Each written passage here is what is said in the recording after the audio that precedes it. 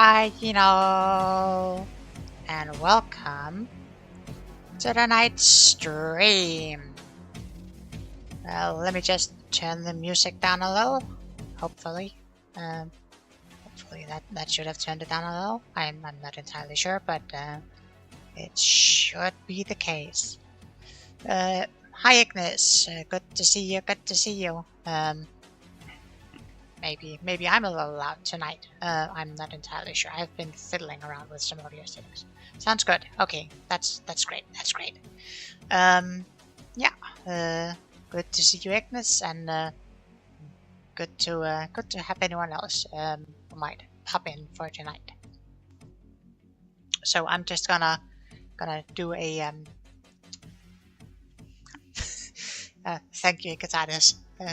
Very nice of you to be in chat too. Yes. Just gonna do some small informational things before we start tonight's stream. So yes. For the next week including, I probably won't be streaming all too much because I still have some work I need to finish up. But after next week, I should be back with some more streaming more regularly. Speaking of next week, I am currently planning on continuing some Monster Hunter next Friday. Hopefully, people will be able to go there. Additionally, I think Sunday the 9th of July. I'm thinking I might start streaming something else, and it might be some Pathfinder Kingmaker. It might be something else. If there are any feelings, particularly one way or the other, do let me know.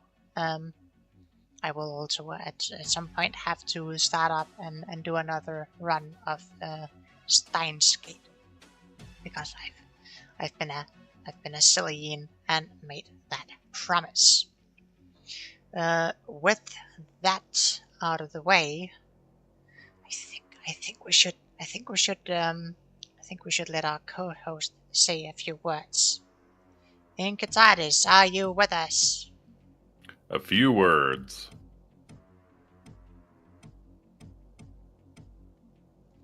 Wonderful.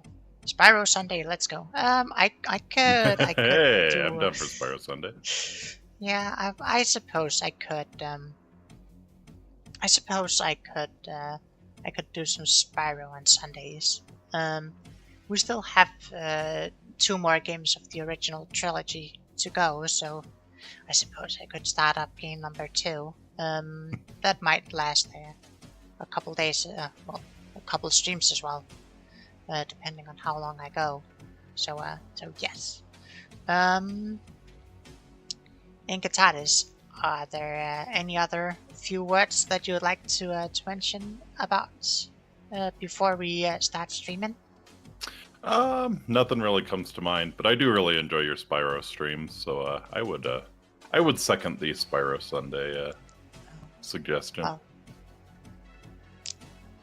Well, you know who you are, and you might be outvoted on Pathfinder Kingmaker. I mean, you could do both. You not at the same time. Have a little bit more. Well, yeah. At the same time would be impressive, actually. But you'll hopefully have a little bit more time after this week, so maybe you could do both. That's true. That's true. Also, doing Spyro will mean truly a horse of culture. Yes, indeed. But yes, doing Spyro will mean I will play on a controller, which I know that Inkatatis will be absolutely ecstatic about. Yes. I don't know why she hates controllers, so... Well, maybe I'll follow it up with doing something stupid, like playing Ace Combat on only a Racer or Weaver. It hurt my soul. Hurt my soul. Every other part of my foot and all the rest of my body as well. Wonderful. Okay. I think that's enough pre-stream goofing off. However, Inkatatis, you will be streaming later, right? Yes. Yeah, I will be attempting the password game, which is a new game that I've seen some people. Haven't actually seen it. Haven't watched any of the streams, but I've seen some streamers I really like have done it. So it's about coming up with an appropriate password. Skyena would be interesting too. Oh. Skyena. Skeena. No. No. We do not talk about the Skeen. The Skeen? No.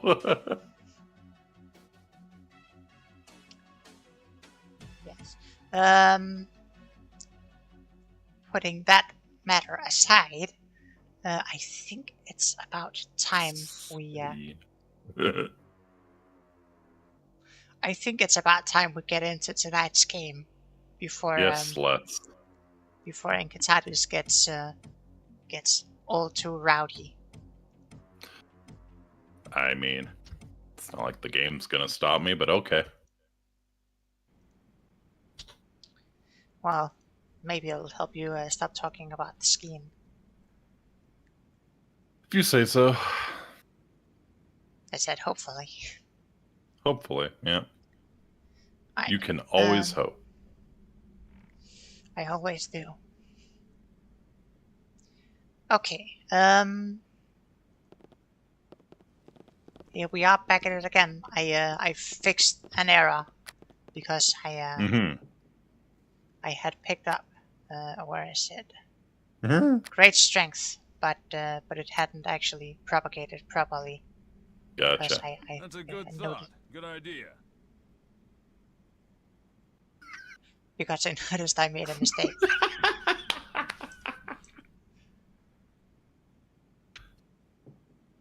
Balls of a juggling ogre. Not bad! Not bad at all! Oh, God. Oh, God.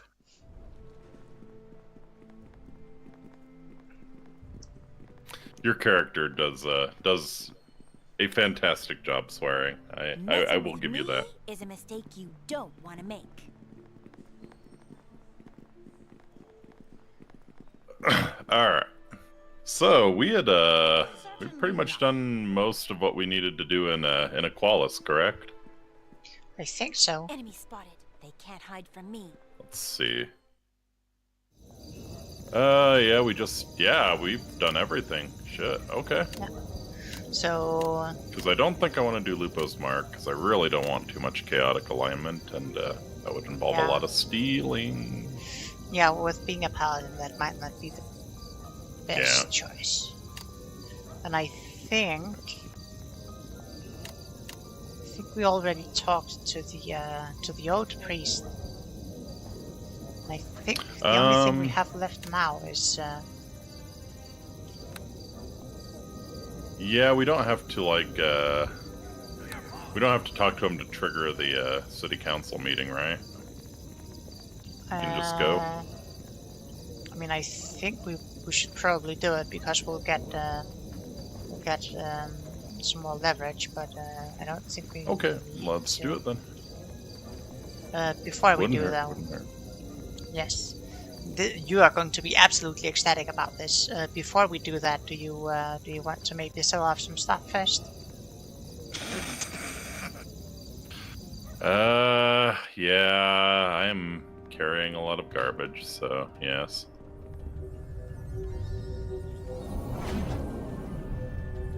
Did you pop into the magic shop? You sure did. Okay. Sure did. So the only thing he doesn't take is like martial exotic weapons, right? And not necessarily martial exotic weapons. He won't take martial and I mean, he'll take most simple weapons, not all of them. Hello there. Like I think he'll take like he'll definitely take clubs and stuff. Really? Okay. I'll tell you what.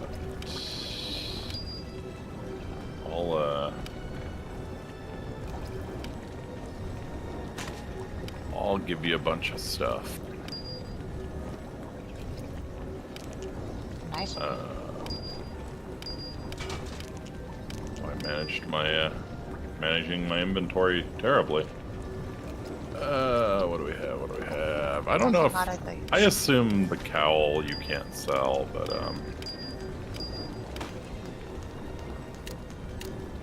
give it a shot, I guess.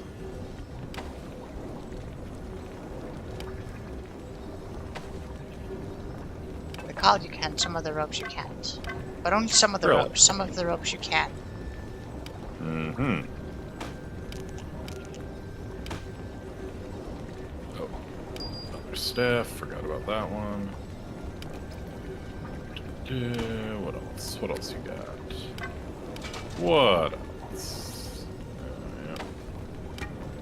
The shit. Hold on to the Soul Razor minions. Oh, I need some more arrows, probably. No. Don't need that anymore. Selling some garlic, some dust of appearance. I probably need the acid bombs.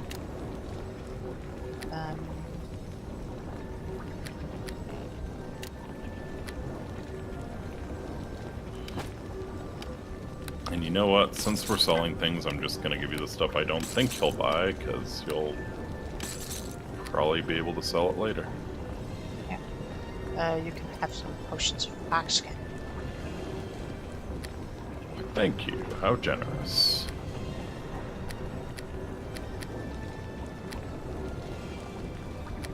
Honored, I'm sure.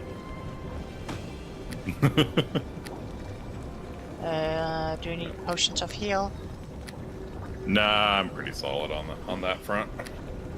So am I. Alright. Well, you can certainly sell them off.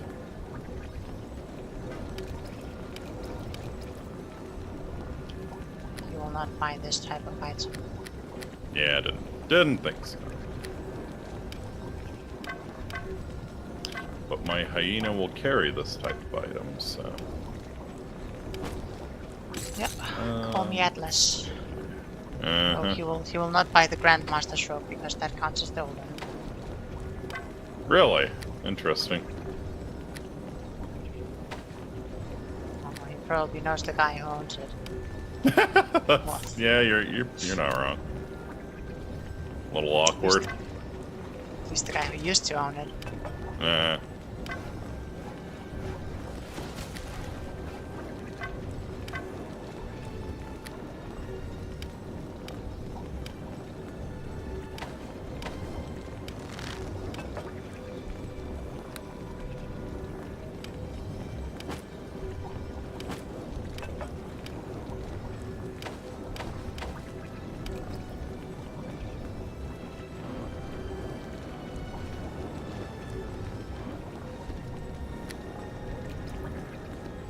Okay, that should be everything.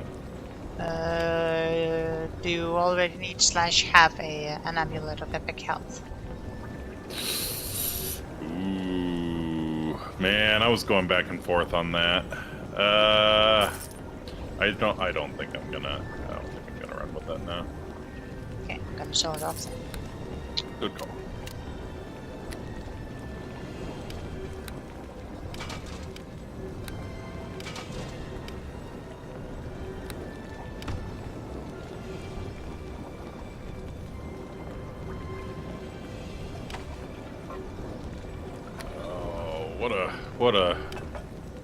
What an exciting and heart-pounding adventure. Great way to start off the stream, Eenie. I know, right? Mm-hmm. Next time we'll do our taxes. Oh, baby. Oh no, Lollymang seems like she's probably a skilled tax evader, so it might actually be interesting to see how she does it. Well, if you find someone with that actual name, sure, but Mm-hmm. So that's part of her tax evasion strategy, right? They can't make you pay taxes if they don't know your real name. Lolly May.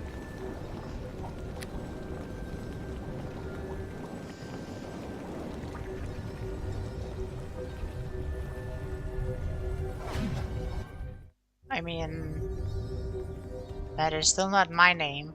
That's not my character's name. And, you're acting as if my character actually has a job. Being my pack mule is a job. Oh, I'm not getting paid for it.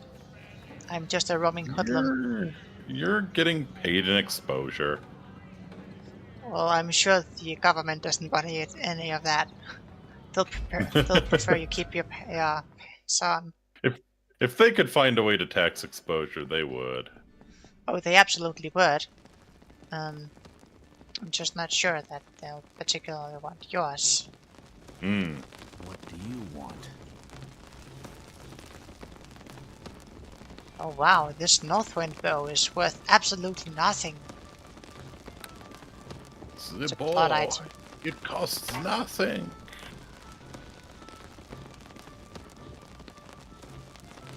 Here's the problem though, the Northwind bow is like a very special one. It's kind of useless because it's a plot item. You cannot sell it. Well, I guess we're dropping it on the ground then. Unless you want to use it. Way ahead of you. So I could sell the Grandmaster's robe to Lupo for the best rate, but Lupo is also capped at like 100k. So I might just go to Hadush, who gives us a lower rate, but it will have no cap. Well, Hadush is actually buying it for less. No cap. FR, busting on God.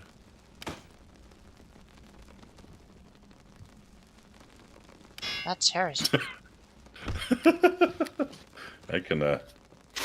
I could feel the hatred from halfway around the world. What do you... I think you're vastly overestimating how much I'm actually willing to... Also, the opposite of love isn't hate. It's able. It's what? It's able.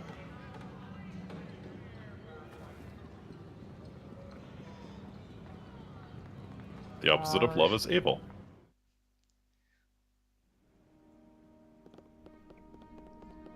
I think you meant evil. Hello there. Yeah. Able.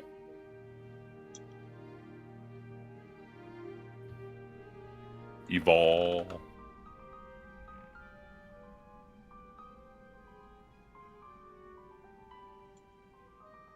Hello there.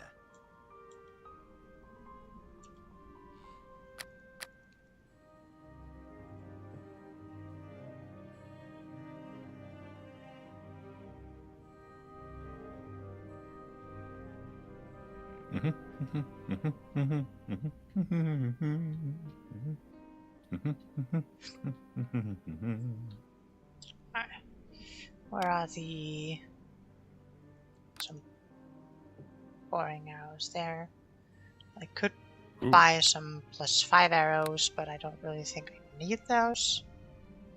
Arrows that bore into your enemy's skull?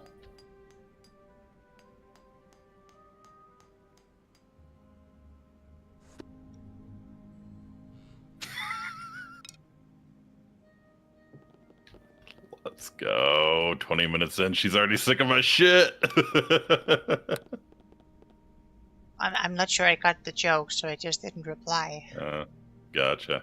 I said, told them, you said they were boring arrows, so I asked if they, do they bore into the enemy's skull? Oh. That's pretty cool.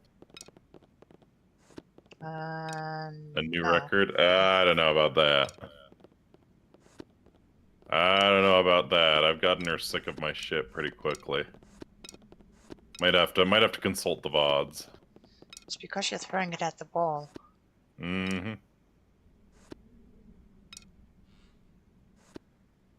Just like the Pescetti. Mmm.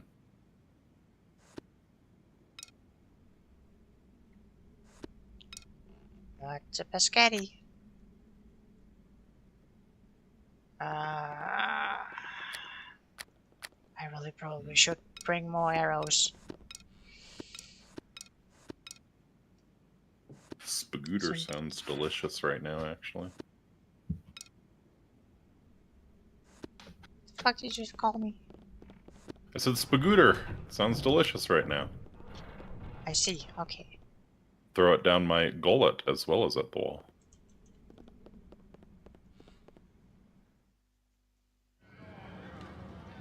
I've got a few hundred stacks, well, not a few hundred stacks, that would be very nice, but no.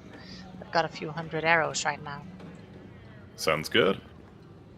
Right. Let's just head out here because that'll be faster. Probably. We are going to the central district, and then we're going to talk to the Council of Geezers.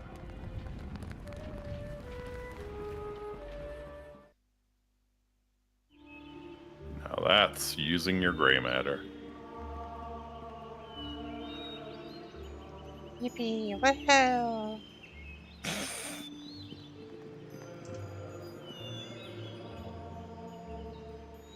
That's using your gray matter.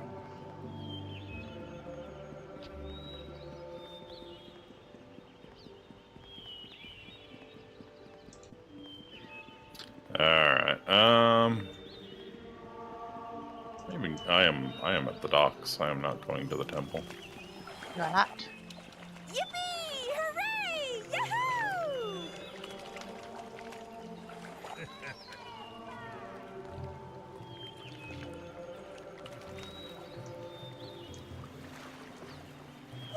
Are we ever gonna take a break? Never. No stopping. Don't stop, never stopping. Hold it right there.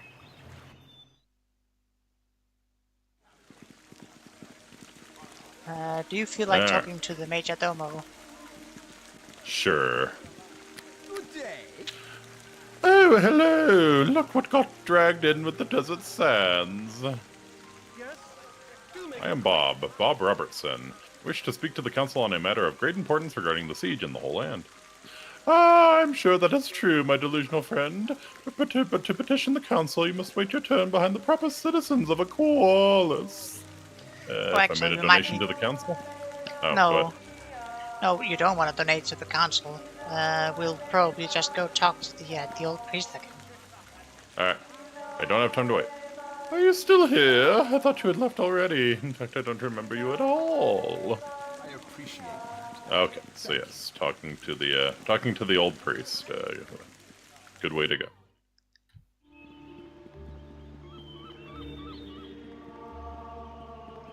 And talking to the old priest should give us a free pass, and I think we'll get a bonus vote or something. I'm not entirely sure how it works. Gotcha. You could technically complete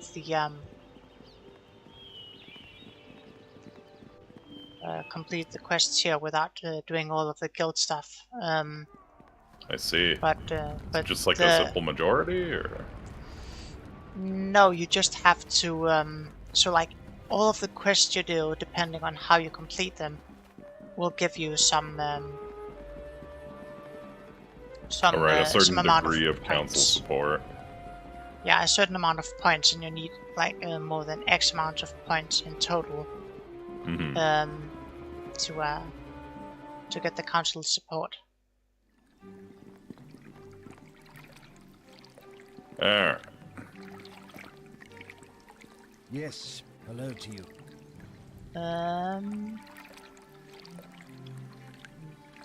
Do you think we have enough to petition the council now? Yes, I believe so. While no one can ever be certain as to how council rulings will go, You have gained the support of nearly all important guilds. I feel it will go well with you when you petition the council.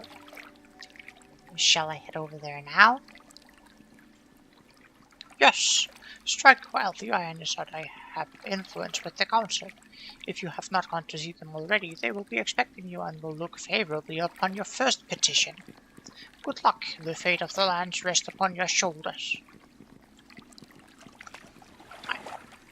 Alright. So, yes. Easy enough. Yeah. So now Old because priest it's bro. now because it's our first petition, we'll get a bonus vote. Mm-hmm. And if we hadn't succeeded, we'd have just wasted the bonus vote, and we'll need to get like better acquaintance with the guilds and stuff.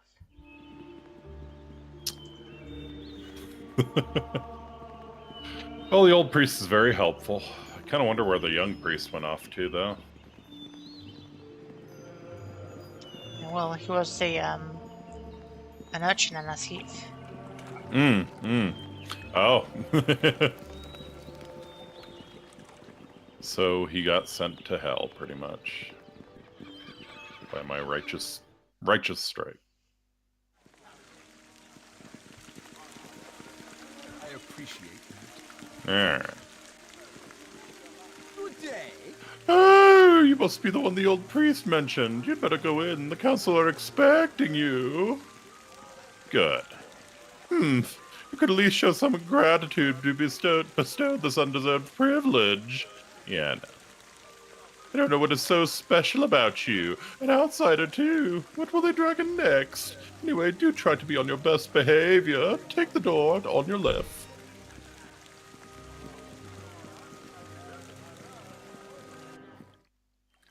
Amen.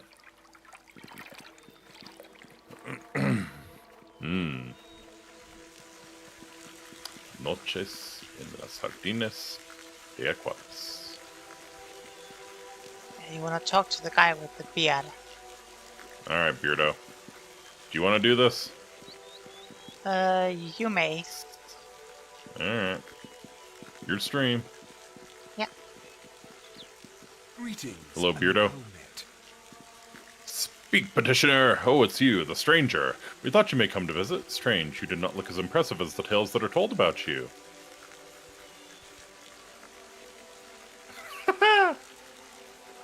Looks can be deceiving, priest, if that is truly what you are. I hide the light that shines within me so as not to overbear the lesser mortals with whom I must deal. Yeah, no matter. It's more important is finding a means to defeat those besieging your city. Ah, very good, but tell me first of the land from which you hail and how you came to arrive here. So we can, I really like this dialogue option. We can talk about the land where our characters came from, or the land that we, the players, have come from. So we can say, I live in a land much like this, or I suspect like your world many years ago before the coming of your pharaoh god Sesustris, or I live in a highly organized and safety-obsessed world where machines and technology take the place of magic and sorcery. I kind of like the second one. How strange. And yet there are hints of this in the teachings of Sesustris. It seems that he may have been preparing our world for a time in the distant future when magic will fail and all that men will have are the skills of hand and mind. Really? Who knows? Perhaps we are in some transition and you are here to bring about its completion, or indeed prevent it. Alright, so let me make my petition. But please continue. How did you arrive? I hate when people just talk through you. I was simply musing upon my former adventures, thinking that I would likely never experience such highs and lows again when I was whisked from my recollections by a strange mist as if in a dream, found myself in an unearthly shadow domain, apparently in a gateway to other worlds. I see. Such a gateway is certainly not in the teachings of Sesustris, nor in fact is the existence of other worlds. It is clear that you yourself are not of this land. Twice I've journeyed thus, and twice the spirit saying it represents the powers has sent me here to complete some quest, the nature of which is left unclear. Again, these powers are not known to us. We know of only one power, and that is... Yes, I know, Sesustris, and this brings me on to my petition. Ah, yes, to the issue at hand. Finally! I believe there may be an artifact capable of defeating the Desert Folk and Cursed One armies. It's called the Stone of Sesustris and lies in his tomb, left by him for just such an occasion. I see. And you want to know the location of the gem tower that holds the secret of the tomb's location. Be not surprised that we have guessed your intentions. We are not the fools you perhaps take us for. Oh, I take you for fools, buddy. We, the wisest in the land, have thought long and hard about the meaning of the great disturbances suffered recently. It seems that a second cataclysm may be upon us, and so it is natural to look again to Sesustris for a solution. Sasasi. But should we simply ransack his tomb? It is expressly forbidden to us. We felt instead that we should wait. Sesustris would come himself or send an intermediary. The laws of Sesustris apply to all in this land, but you are not of this land. Therefore we believe that you may be his agent, or at least someone chosen by Sesustris for this task. Ah, I know nothing of this. No one's agent or pawn. I just want the artifact to kill the remaining 2 Bane spirits. Kind of like that one. Yeah. Yeah, alright. But it is not that simple. There are many who believe that there may be false messengers and that Sesustris himself would return to save us. The question is, are you the true instrument of Sesustris' design, some Bane spirit trick, or merely some traveling opportunist? Or should one of the high priests instead retrieve the artifact rather than entrust the task to an outsider? We must deliberate. May I not have an answer now?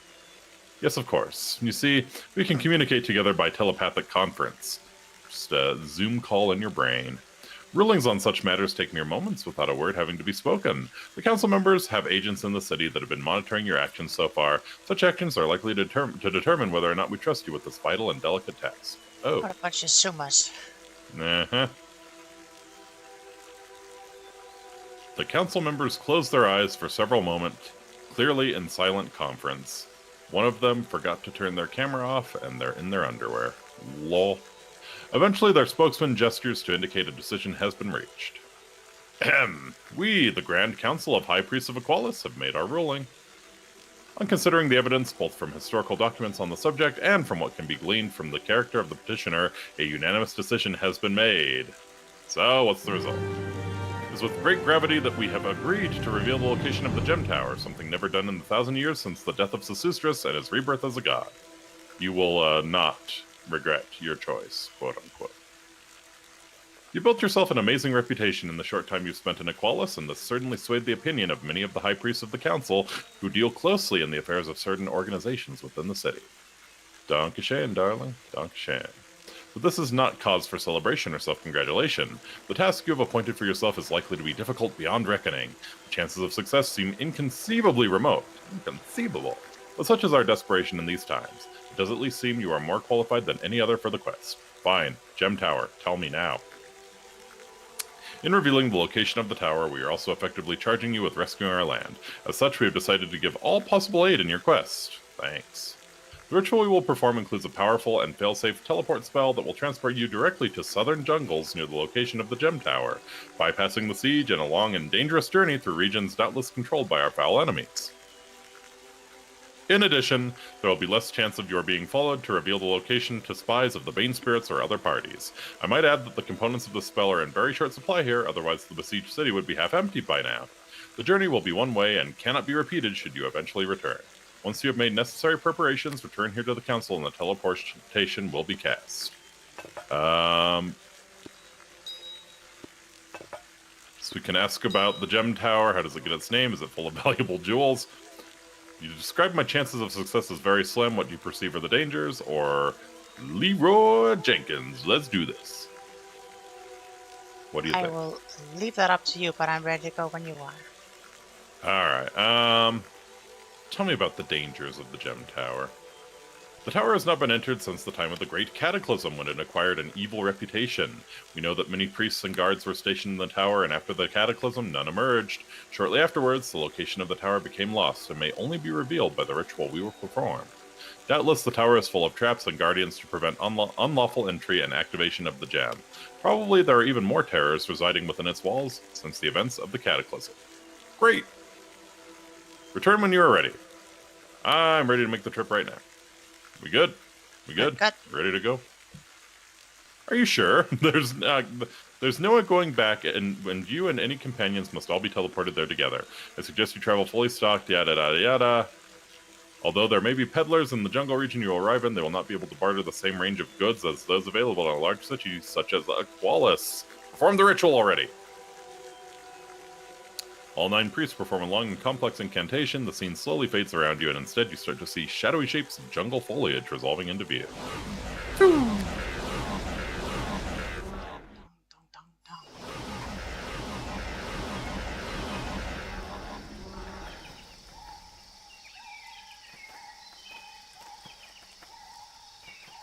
Nice. So, we are here in the southern jungle. Mm-hmm. Welcome to the jungle.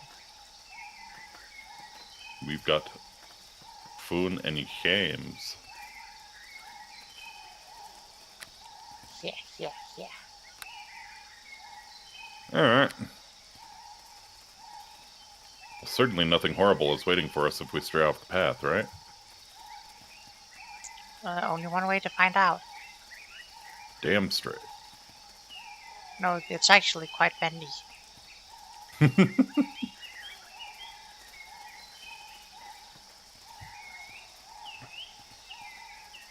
Steer tiger!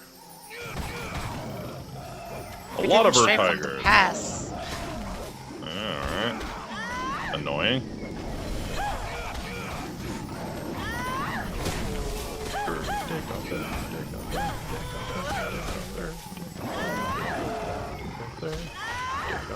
Welcomes you nearer, bar, my friend, to this place where destiny is made. Why have you come unprepared?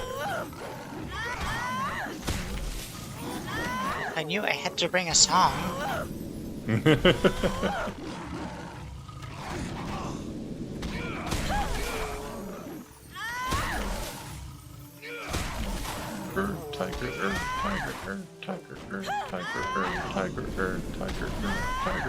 Tiger. There. Oh. Do you see this path here as well? Oh, yeah, look at that. Let's go down it without thinking critically.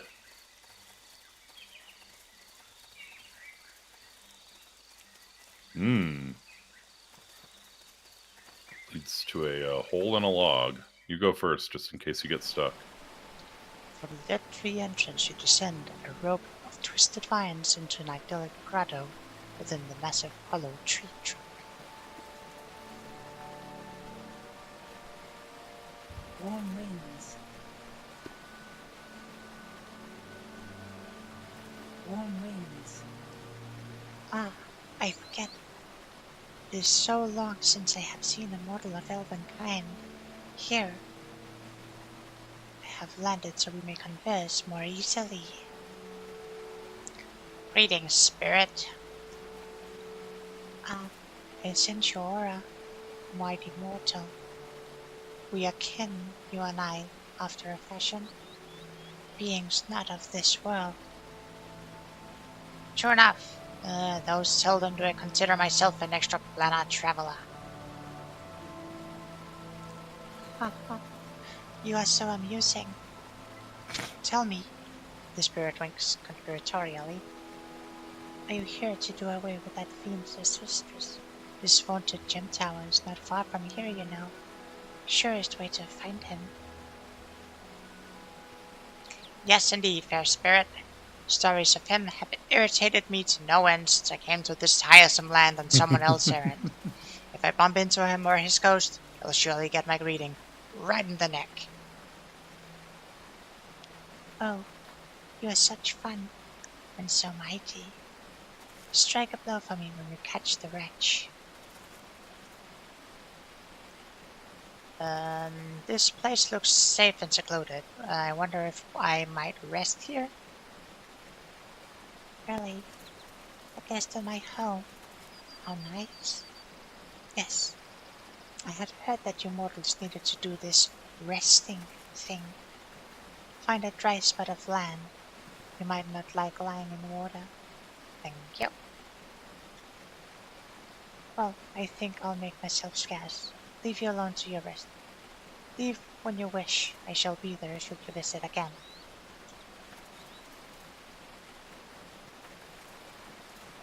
Alright. I am going to rest and reset some cooldowns here. Yeah. As am I. right in the water. So I need to find a dry spot of land. I took the only dry spot of land. Well, technically there's another one, but...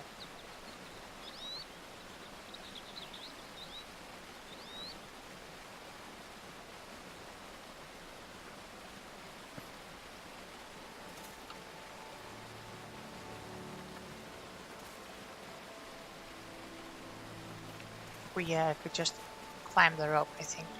We can re-enter and she'll be there again. Gotcha.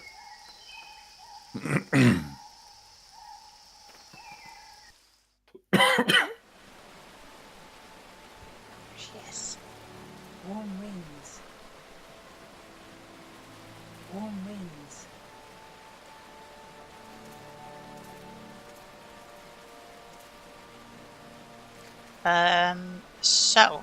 Might I ask what the sister did to do you so upset? The zombies and wizards. They ravaged the land more than 1,000 years ago, but it seemed like yesterday. They hunted and killed everything that was evil to them. Everything that was unnatural, meaning everything except man and his pets, his food and his playthings.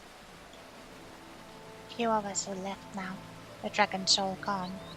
All the giants, the demons, the werewolves and the fairies, and the tree folk, and the other big scary monsters.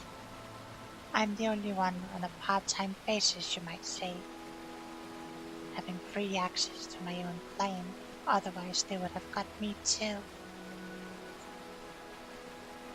I don't really think you did such a complete job. I've certainly had my hands full since I came here, and I myself recently met at least one dragon, possibly 1.5.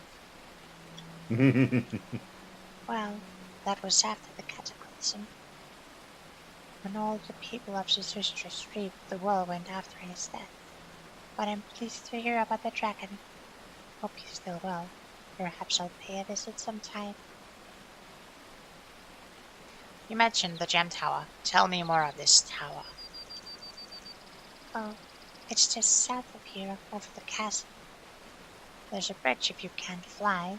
You can reach it by traveling south through the jungle, working your way east around the small castle. You should take the route through the waterfall and past the ruins, but I'd recommend the long way around the jungle. So what about the tower itself? It's supposed to be some kind of lighthouse. There's a huge gem set on top of it, hence its name. The gem can be made to show the way to somewhere. I don't know where exactly. You see, I've never actually been inside. There's a ward against my kind getting in, which is a shame. I'm sure it's full of gold and interesting items. You have an interest in such items? You like it as shinies? I might have. The spirit makes a ludicrously poor attempt at concealing her enthusiasm. If you had such items already, or wish to buy some, might you be perhaps interested in trade? Yes, trade. Yes. Oh, I mean, perhaps. I think I can spare the time, although I doubt you have much to offer or sufficient gold. Let me just get my inventories. Very good. Let us commence. Images of items held within secure extra-dimensional spaces and complete with price tags appear in the midair before your eyes. The air spirit gives a dramatic flourish. My modest stack.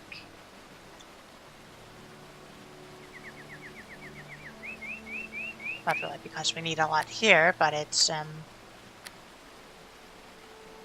nice that we can actually get stuff here.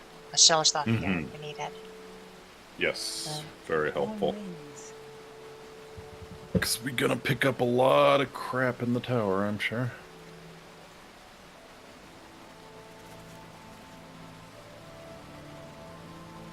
I don't suppose she has any bags of holding for sale.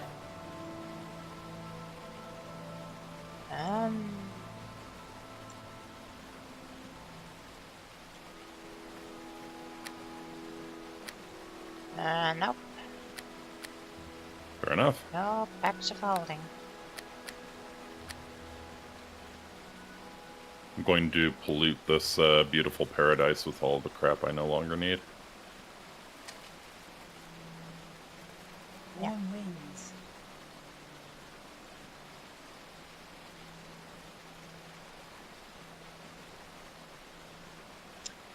Do you know of any means of convenient travel through this jungle?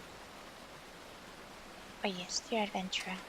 In fact, as a demonstration of goodwill and as a gesture of my enthusiasm for fair trading, I can give you a special device that allows teleportation without error to my humble grotto from wherever you may be and return back again. That is most kind of you, winged one.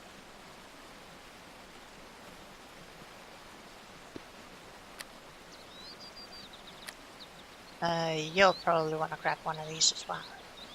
Indeed.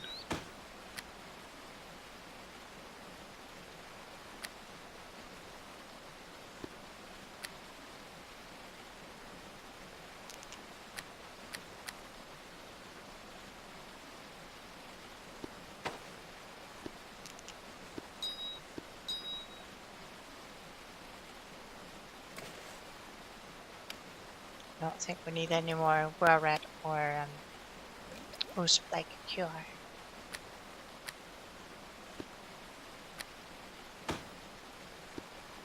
Hey, you never know. Bada boom, bada bing.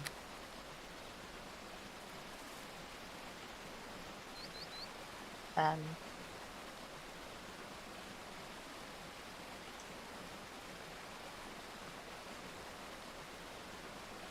Yes?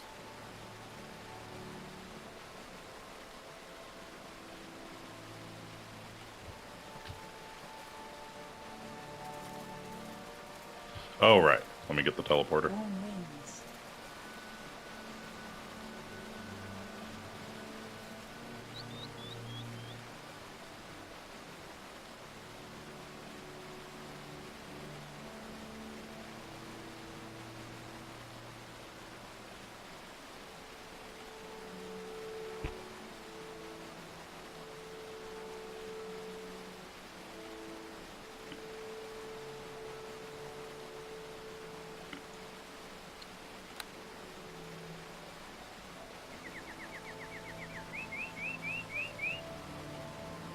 Warm winds.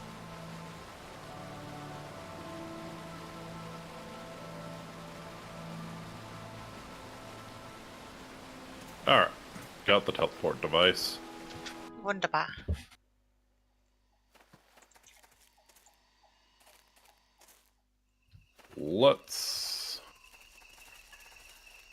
Let's go gem some towers here. Pogo a go go.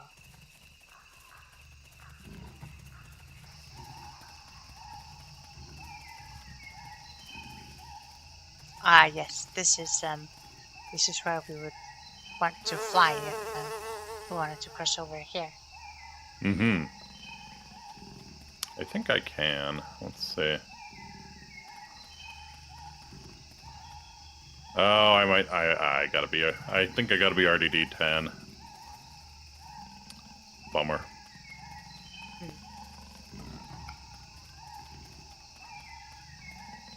Next level. Next level, I think I can fly.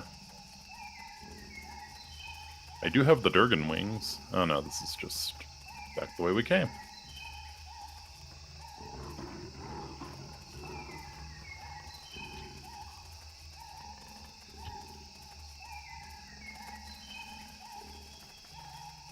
Yeah. And see, there's still more chasm here. Hmm. So we will need There are to... no- Go on. Said I hope there are no orcs in this chasm. Your reverse psychology is not going to work. There are, in fact, no orcs in that chasm. Ah, bummer.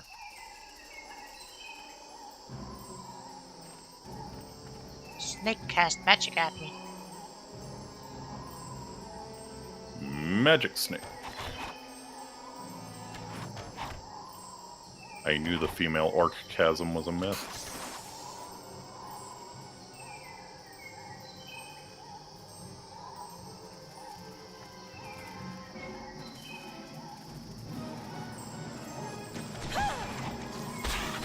Take that, and that one too.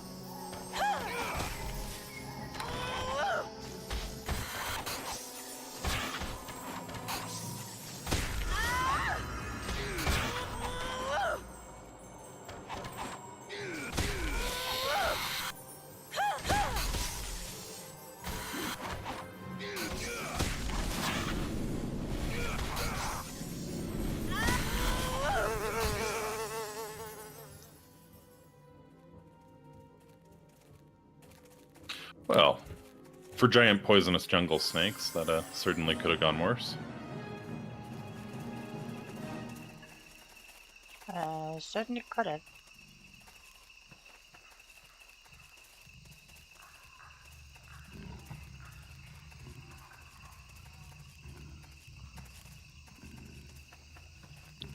Look at this. Look at this over here. This is... Oh. This is enemies. Shadow cats. Yeah. Shadow cats. These mysterious nocturnal cats are tied to the darkness of the nocturnal jungle. They're immune to critical hits and sneak attacks.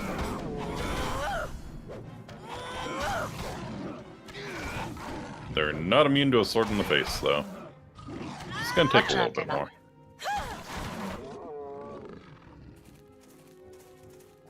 If you look over there, over here.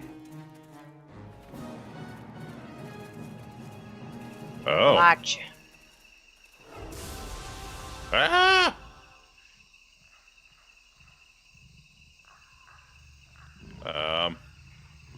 You feel a strange tingle on nearing the giant statue, and great power flows within you. Oh, right, because Paladin. No, I think it's just because you went near. Yeah.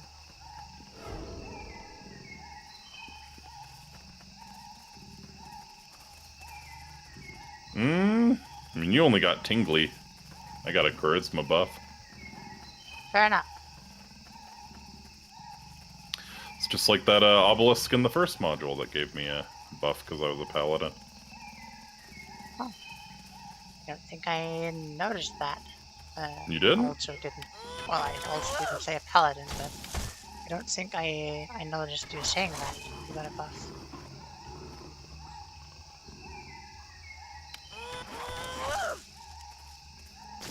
Fight, fight, fight!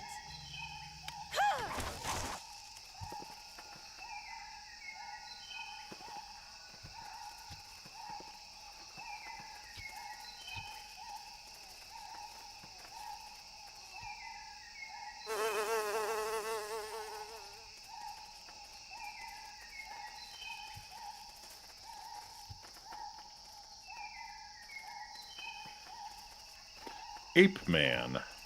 Hello.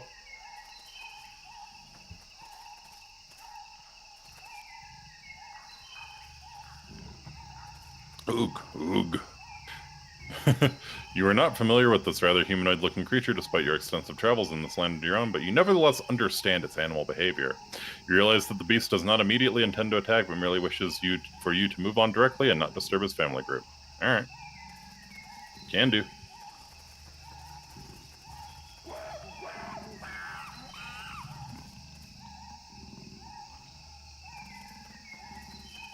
Yep. More monkey. Is this what you mean when they say return to monkey? Pretty much.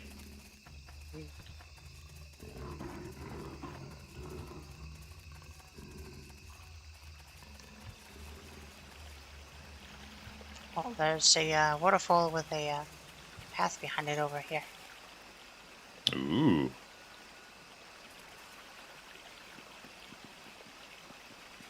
Shall we? Oh no!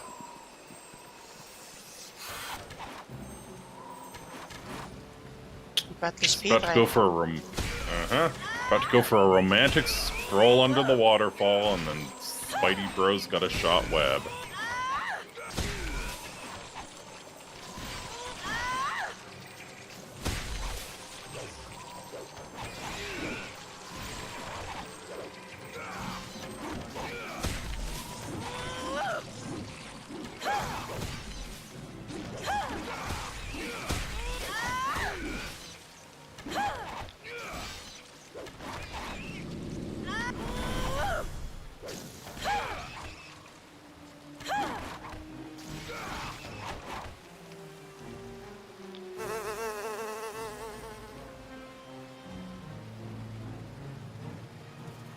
Alright.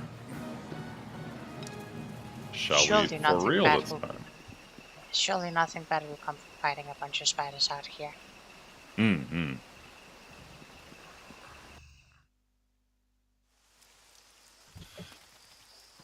Alien intelligence intrudes upon your mind. What disturbs us? Not stupid ape men, no, but still food. Food for us. Great. Psychic spiders. Wait, I know you. An image. A tortured scream from my sister. Many leagues away in a desert tomb. An image of her slayer forever etched in my mind. You! Alright. Guess, Soldier you boy. guessed. Uh-huh. Spider boy up in this hole.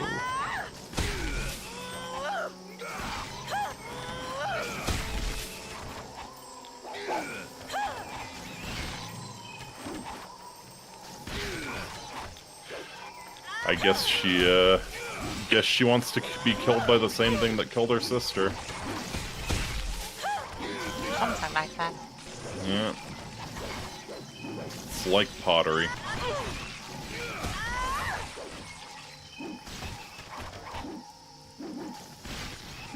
I'm not sure I understand. It's like poetry, but not quite. Pottery.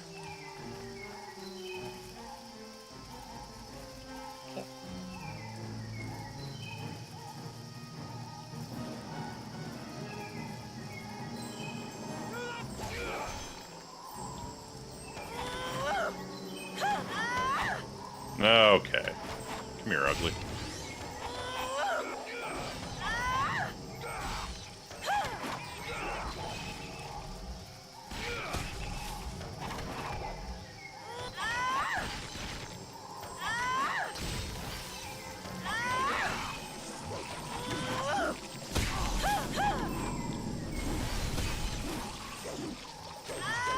Well, hope she's happy now.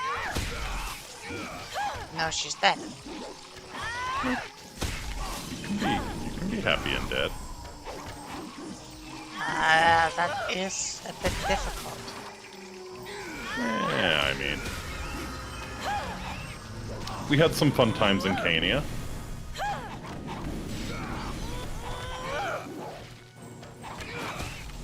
Yeah, but...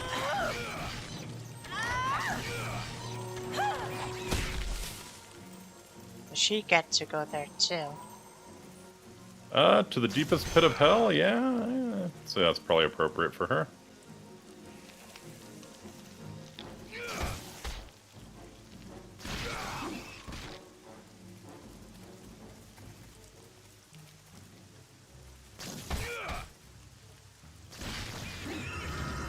Not that I'm gonna complain about free XP, but it's like 2 XP per spider. I mean, fair enough. You want to keep moving?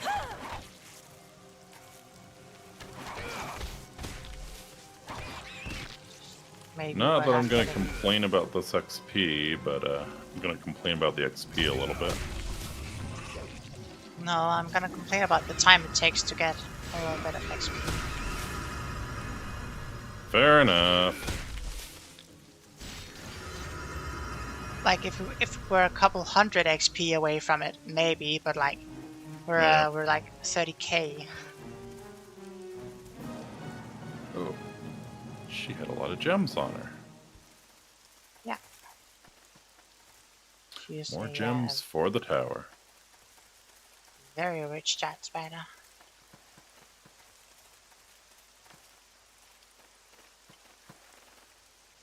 8 legs, and bling on every one.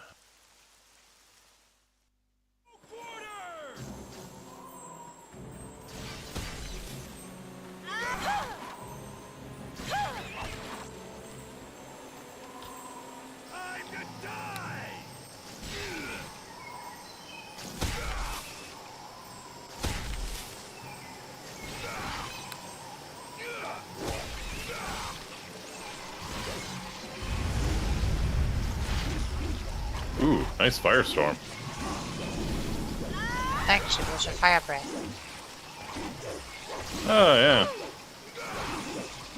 Oh, that I reminds guess me. I could do that too. It reminds me that we probably never really talked about some of the new features of the enhanced edition. Oh, yeah. By all means, nerd out. So like some of the new things from the enhanced edition. It's been like a couple of weeks now, but some of the new things are like you get actual targeting cones and markers and stuff. Because like in the original game, you just like say, oh, well, my fireball, I'd like it to hit this area, and then we'll just hope that that it actually targets the correct area around it. Like you wouldn't necessarily exactly know how big the AOE was and stuff. But now, it'll actually give you the proper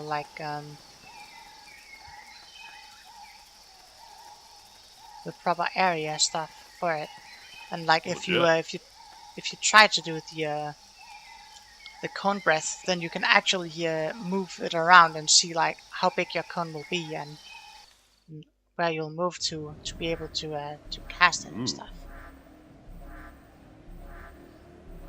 Ahead in the center of the clearing of the other side of the bridge is the object of your quest, the gem tower.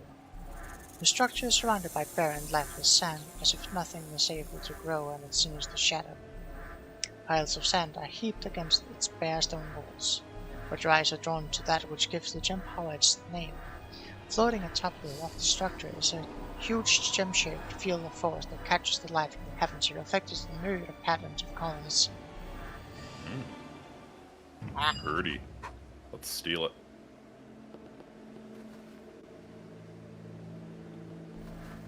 Welcome to the tower. Oh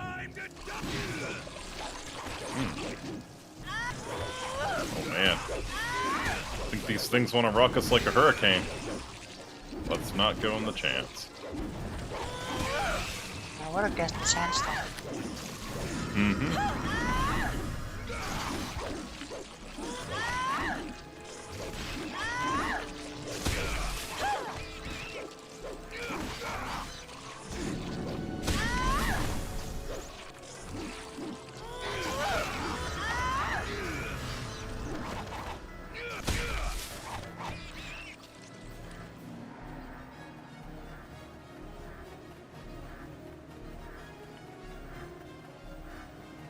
Oh, cursed ones here.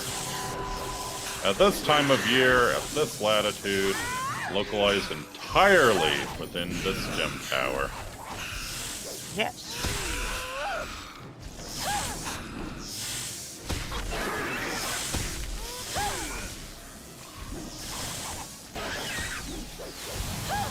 This is one of the few times where if you say, may I kill them, you'll actually get a yes. Yeah.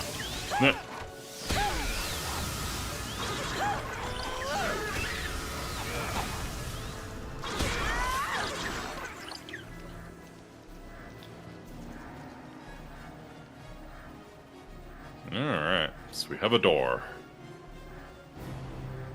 Close-fitting bronze door could withstand a besieging army and has no obvious opening mechanism. The door is strangely small and plain for such a large building, more like a postern gate than a main entrance. The surrounding walls of the tower are ancient yet unweathered and similarly reveal no means of entrance. Aha. Oh, how about I attempt to climb the tower in my plate armor? That couldn't go wrong. I guess. Once you get to the balcony, you realize that this door appears even more tightly sealed than the first. And so you climb back down, feeling like a big loser. Nerd. The glyphs, okay, so I was able to dispel the, I was able to, Decipher. interpret the runes, yeah. The glyphs, magic dispelled, entry gained, and then wise, not fear, spirits, ages past. As you read the word, they start to glow, and a magical seal in the form of a pharaoh's death's head appears on the surface of the door.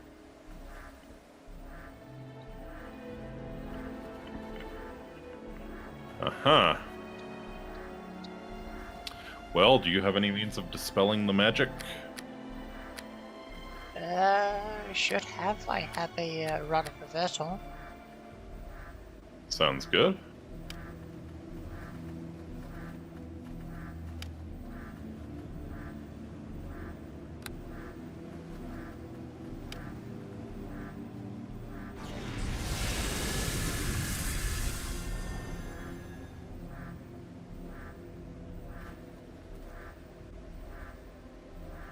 Yep, Well, seal is gone. No, this death's head disappeared, so...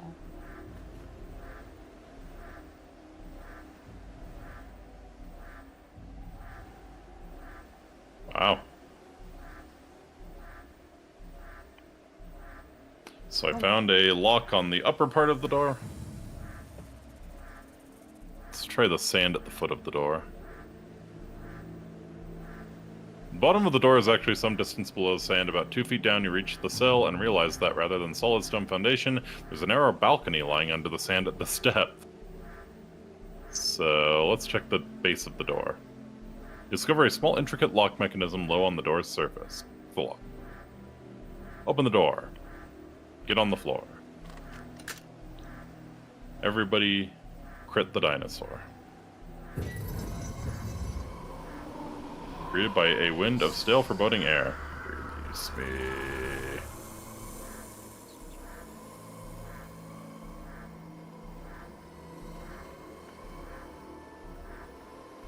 And it F's off. Well, pretty fortunate. Yeah.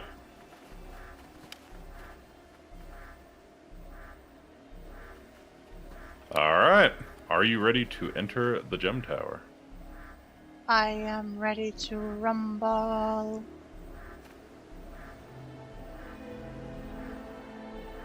Oh, I had a second product revealing. Oh. Lol. I think I used the one where I hadn't used any charges yet, and I didn't use the one where I had. Anyway. Rip. On entering the gem tower, you come into a silent guard room littered with smashed and rotting furniture and broken bones and shredded chainmail. Shields lie dented and crumpled, lying where they were dropped ages ago upon the floor, while some objects have been driven into the walls and ceiling at odd angles, as if hurled there with terrific force. It seems that long ago, this part of the tower was visited by some creature or force of tremendous power. Rip.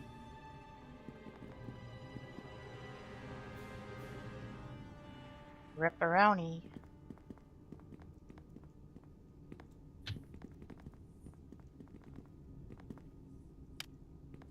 Tower shield +3. Some destroyed items. And a long dead warrior.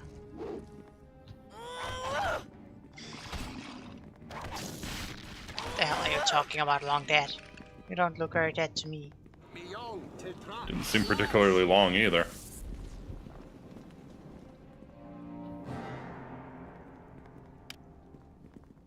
Seemed about average length. Maybe even a little short. Pretty sure my character is taller than him. Well, your character is also wearing boots and a helmet. This is true, this is true.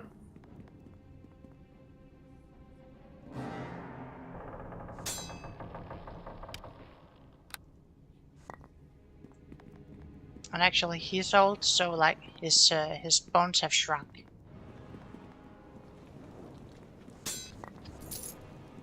Is That's my shrinkage real? excuse. Yeah.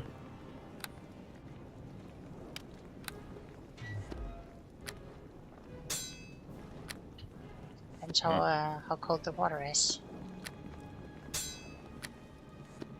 Depends how cold the grave is. On entering a long passageway running around the circumference of the tower, you realize its dimensions seem all wrong. The tower is much bigger on the inside than it appeared from outside. See? It's much bigger when you look at it up close. Exploring the tower for clues that will point the way to the hidden burial place of Sesustris is clearly going to be a longer task than at first seen. Much longer.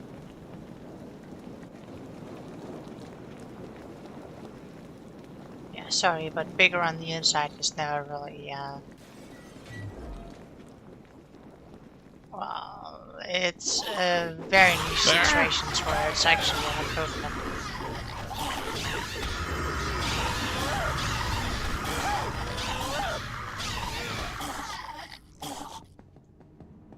Ban those books. Ooh, an almanac of the gods.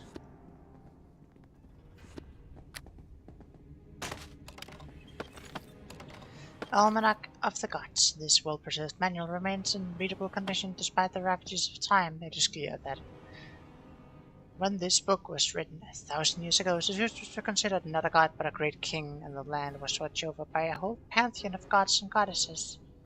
Quiglin provides the following information about the various gods. Ra, the sun god. Geb, the god of earth. Apep, the serpent god of storms. Nut, goddess of the sky. Nut. No. Maybe it's supposed to be pronounced Nut. I'm not sure. Either way, it's still funny. Osiris, son of Geb and Nut, the first pharaoh and god of the underworld. Isis, a militant organization in the Middle East. A wife of Horus, Osiris, however you want to pronounce it. Horus, the falcon-headed god of the righteous vengeance, pharaoh and son of Osiris and Isis. Set, the god of chaos. Nephthys, goddess of priests and death. Anubis, jackal-headed god of embalmers and funeral rites. Tueris, the beneficial hippo goddess. Bast, cat goddess. Tot, the ibis-headed god of scribes. Ta, father of invention and creation. Amun-Re, the god of invisibility and secrets, who wears a tall feathered headdress. Bes, who appears as a grinning dwarf, the commonest god and protector of the home. And Gnome, the goat-headed maker of mortal bodies upon his potter's wheel.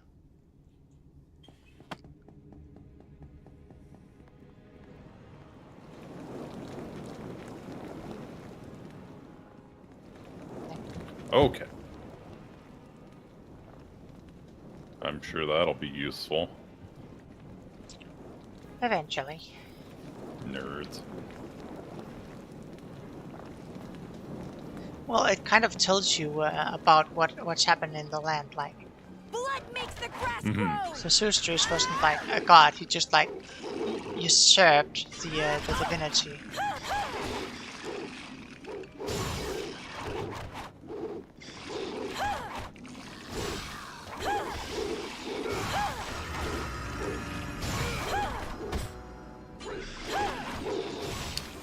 Good old Sasussy.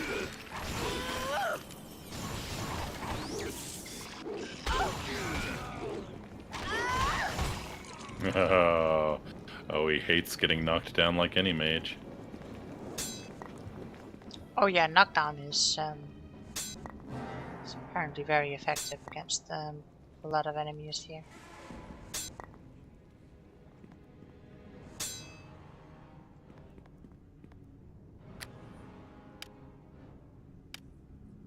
To be fair, if you don't get your turn, you can't do anything, so it's pretty effective against most people.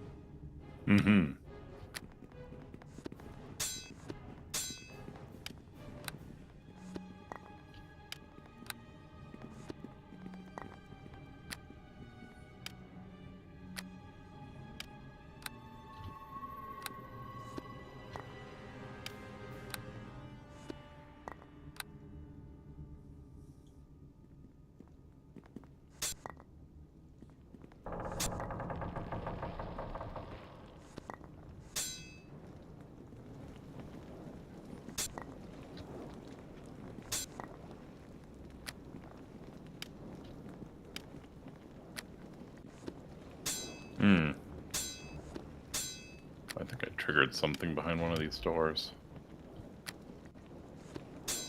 What is behind door number 3?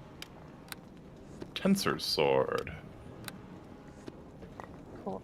Magical sword similar to the blade created when the spell Tensor's Transformation is cast. Let's go. Too bad Tensor's Transformation is actually a debuff right now. Yeah. Great in the base game, though. Oh, it's absolutely great in the base game for mage characters, but like when you get to stuff that can give like plus 12 attribute bonuses, it's kind of downgraded for what you can have.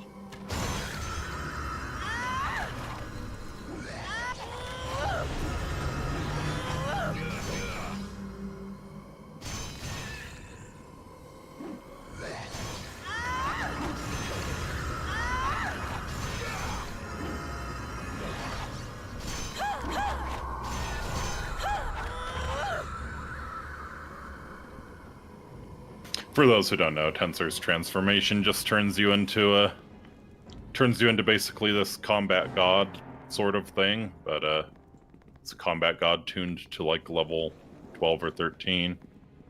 And thus gets dunked on by these level 30 plus enemies. Actually, I think you can even use it reasonably up until like maybe until like level 16 or 18. Really? Nice. I mean, I'm pretty sure in Hotu it's still going to be useful. I guess But, like, that makes sense. when the largest reasonable bonus you'll get is like 1 or 2 plus 8 to plus 10s. But like,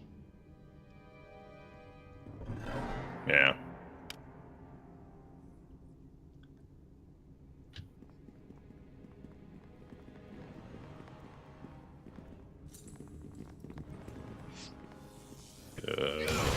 so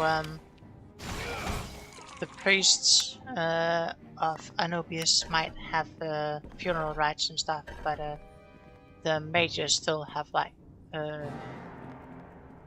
reign over the rest of the tower and most of what goes on inside it. Gotcha.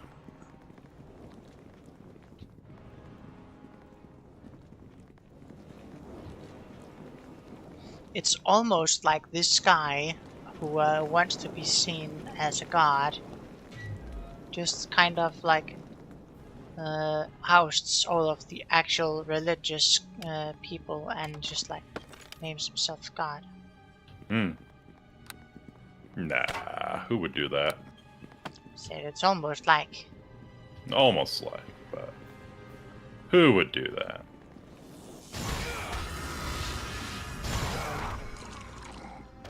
there isn't any comparison at all to Rasmia.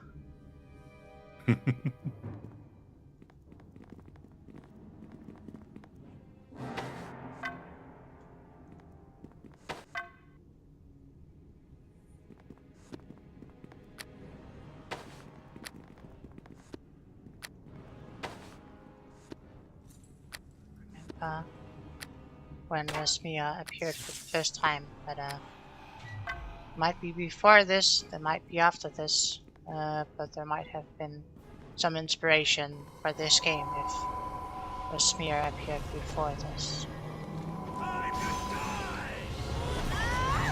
Yeah, I mean, when was the module made? Like 2017, 2018, something like that? Hell if I know. Yeah. Well, I know, I just don't remember. Had to be after Enhanced Edition, right? No, the original module was like the original version. Oh, okay. Interesting. I thought this was like an Enhanced Edition thing. Nope. It is. It uses the community expansion project, but that is not. That is not Enhanced Edition specific. I see. Enhanced Edition just makes it a lot easier to actually team up and play over a network. Gotcha. And also it Bless has. you. Thanks. It was actually a cough though, but...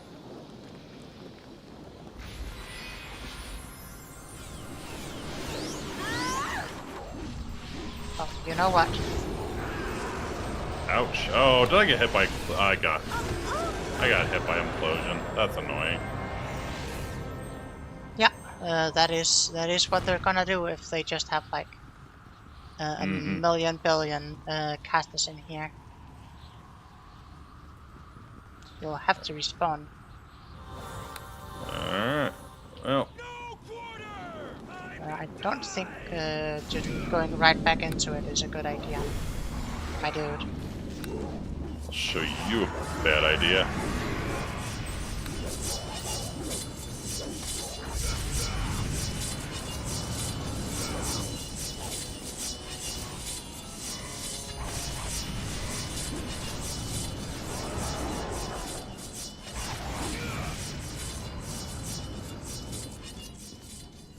Bad idea to do your cheaty death magic bullshit.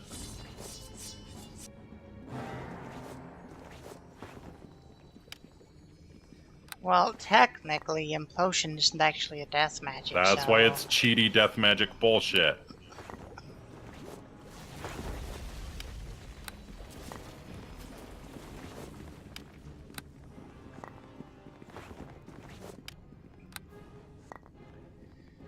Is it death magic if it just deals enough damage that you die?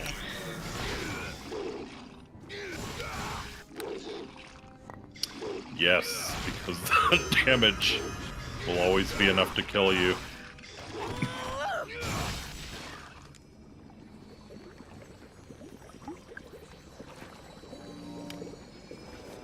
Oh, this undo.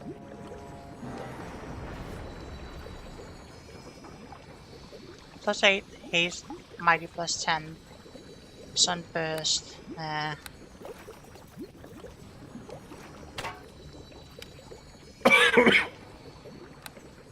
sunburst once per day.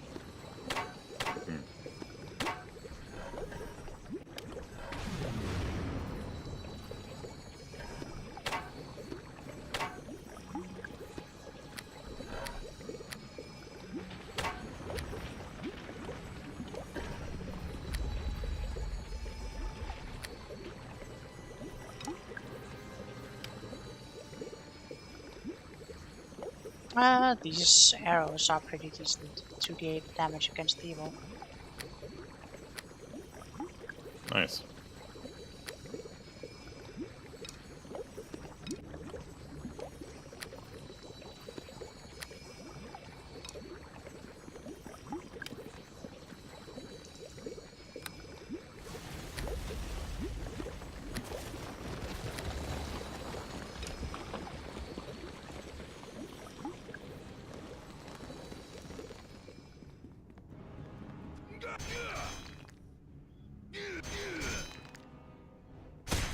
Passage here, this time totally fucked.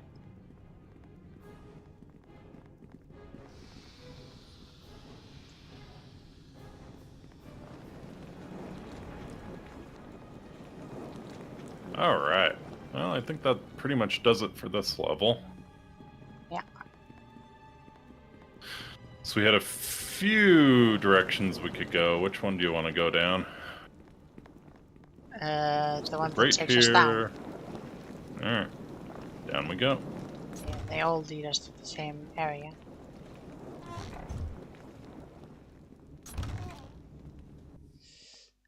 I both love and hate the arcane archer in this game. Hmm.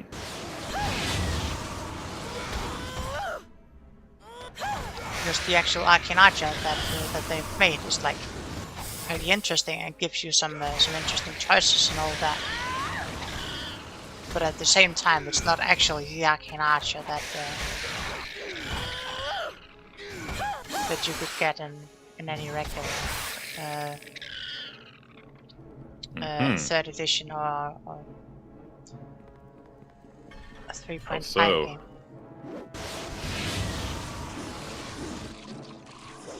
You must really love those Ether Scarabs. Oh yeah, they're my absolute favorite.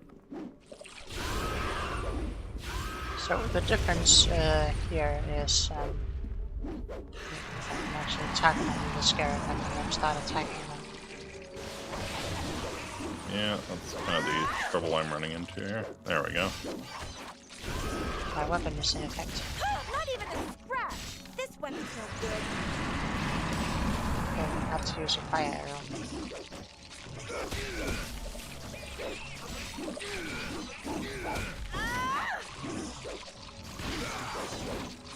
So the way Arcane Archer actually works in the tabletop is that obviously you have some arcane casting class, and you have your some sort of fighting class to get access to it. Although you could technically also get access to it by just like going full wizard or whatever. The problem being that you need like a base attack of like 6, I think it is. So like you need to have like a base attack bonus. Full wizard. A base attack bonus of like 6, which means like you'd have to be like 12 levels of wizard. Maybe it's only 5, so you'd only need like 10 levels of wizard. So what you'd usually do is like go some combination of like fighter or a ranger and then a wizard. Just so you can get like a couple more bonus feats, because you need a bunch of feats to take the class as well, prestige class. And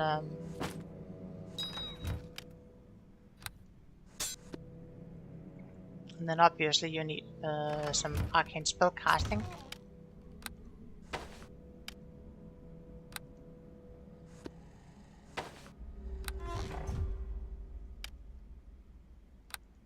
And to be an arcane archer?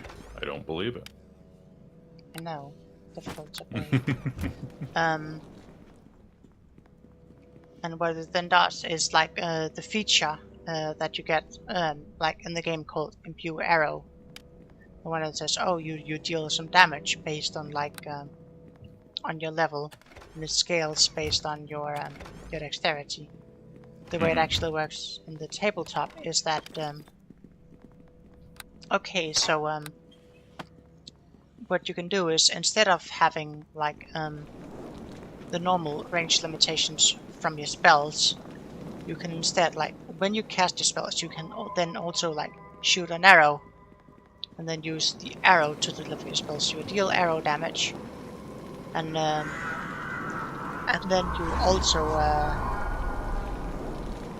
you also like apply the spell effect.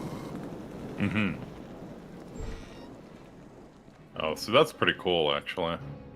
So you can pretty much shoot whatever kind of spell you want out of your arrows. Yeah, and that's also what the Imbue Arrow in this game is like based on, because it's like, oh, the obvious choice is Fireball, so let's just have it scale like Fireball.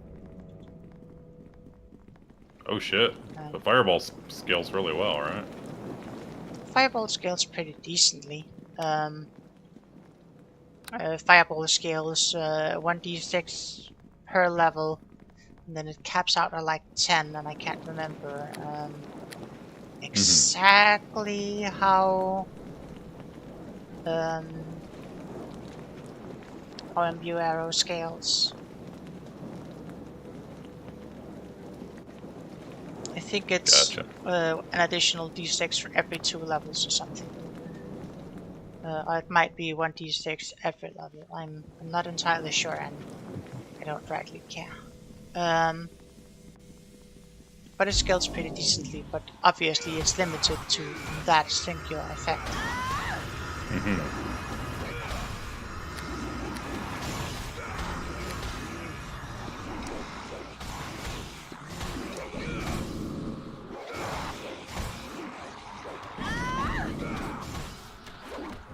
And then obviously also you get like hail of arrows and arrow of death. Now the one thing that the Arcane Archer with the Imbue Arrow here in the game has going for it is that well, your class abilities, well, doing just archer stuff, that's like dex stuff. So obviously your class abilities scale with dex, whereas your actual normal spells would scale with whatever spellcasting ability you have.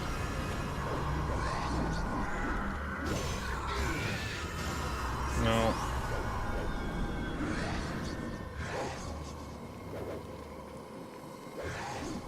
So there are positive and negatives to it.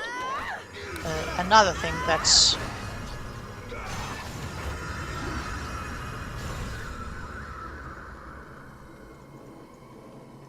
pretty positive for the Yakinacha here in the game is that it gets a bonus to damage and to hit. Regular Yakinacha from the tabletop, I think only gets like your arrows count as magical, even if they're fired from a non-magical weapon. I'm pretty sure. Aha. But the Yakinacha in the game gets it so that Oh. yeah, they're just casting a bunch of potions on. Yeah. Yakinacha here in the game instead, like, because there's a lot of features that that are like a little different, a little difficult to implement properly.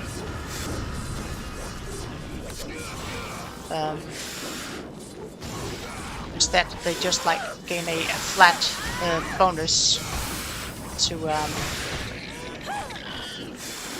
hit and to damage for every 2 levels they take.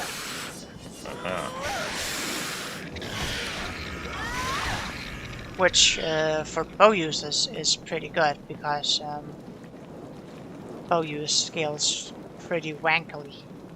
It's like usually wankily. you Oh my god. oh yeah, like you could have like No, I believe you. I just that's quite an adjective, wankily. yeah. No, the thing is, like, you could have composite bows and they scale with like strength. So like they functionally, like in the tabletop, they have mighty. But what you can also do is like just have like a damage bonus, like an enchantment, like regular enchantment bonus on bows, which is just like plus to hit and plus to damage. But in the game here, it's just like plus attack, because it has to deal with only the attack bonus being on the arrows and the damage bonus, the attack bonus being on the bows and the damage bonus being on the arrows, because of engine limitations. So you can't actually get the additional damage on bows that you would normally get. So the damage still get, and what you then get as an Arcane is just like way more attack and damage than you need. So like for every other level, you get like +1 to hit and +1 to damage. Which means with 27 levels in Arcane Archer, I have an additional +14 to hit and +14 to damage. Legit. That is very nice. But it's also kind of overkill because it means that like I have a +67 to hit. And I mean, there's some stuff with AC like that in this expansion. There's some really tough stuff to hit, but it's like when I'm not rapid shotting, my attack bonus is 69, 64, 59, 54 for a d8 plus 25 damage. If I rapid shot, it's 67, 67, 62, 57, 52 for the same amount of damage. Like it's... So not really any point in rapid shotting then, right? Or did It's I an mishear you? extra. Rapid shotting gives me an extra attack, but Oh, okay. all of my attacks have a -2 penalty. Gotcha. So really no point in not rapid shotting then. No point in not rapid shotting, yeah.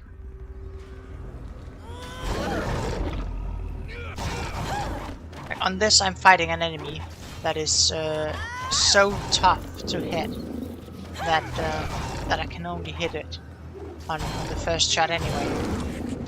There's no reason not to rapid shot. And even if I can only hit it on the first attack, unless it's like a no, with the -2, there's literally no reason, because at least I could get 2 attempts at rolling a 20 rather than 1 attempt at rolling a 19 or 20. So yeah, Yeah, that's a good point. literally never any reason not to.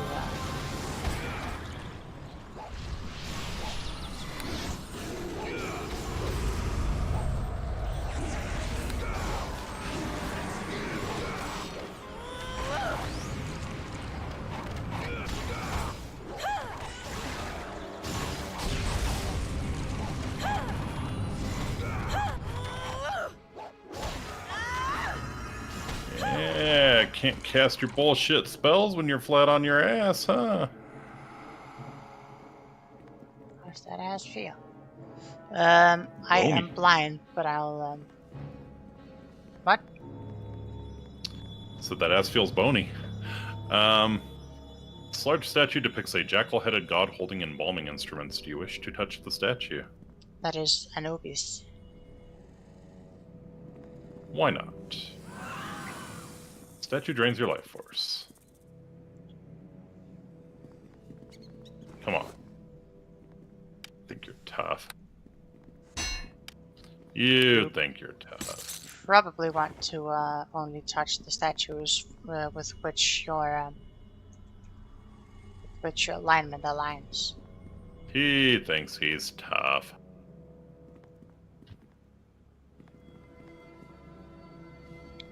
I think you'll get more out of touching the statue of thought.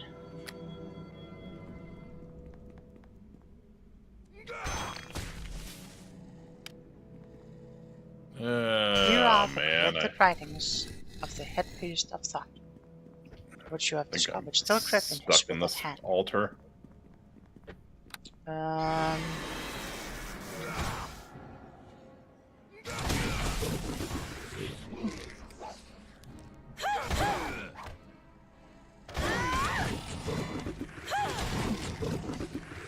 There we go. Now the altar's gone. Certainly. I'll go back to reading even though I'm blind. I can see clearly now the blind is gone. And so it has finally come to pass. The great, some said everlasting, Zethustris has finally passed away, though who can guess how many lifespans of normal mortals he ruled over this land. Many of the priests are relieved, for there were whispers that Zethustris was a god himself, a god above all else. So even in the temple, temples, we are supervised and spied upon by the mages of Zethustris. The priests of Anubis are secretly jubilant at the news for our pharaoh's passing. We think Bast is lawful and Tut is good. Gotcha. Wait, the cat is lawful? Bast, I'm pretty sure. Why is the cat lawful? Who the hell thought this up? For they particular upheld in their belief of the rulership of death. But we, the priests of Tut, must simply record these events for the future to judge. And yet I feel a great foreboding. Why are we here in this great tower, this lighthouse for the dead, on the express orders of Zethustris, part of his plans for his own funeral? While the priests of Anubis plot and scheme in their newfound confidence, I feel a strange foreboding that Zethustris is not quite done with us yet.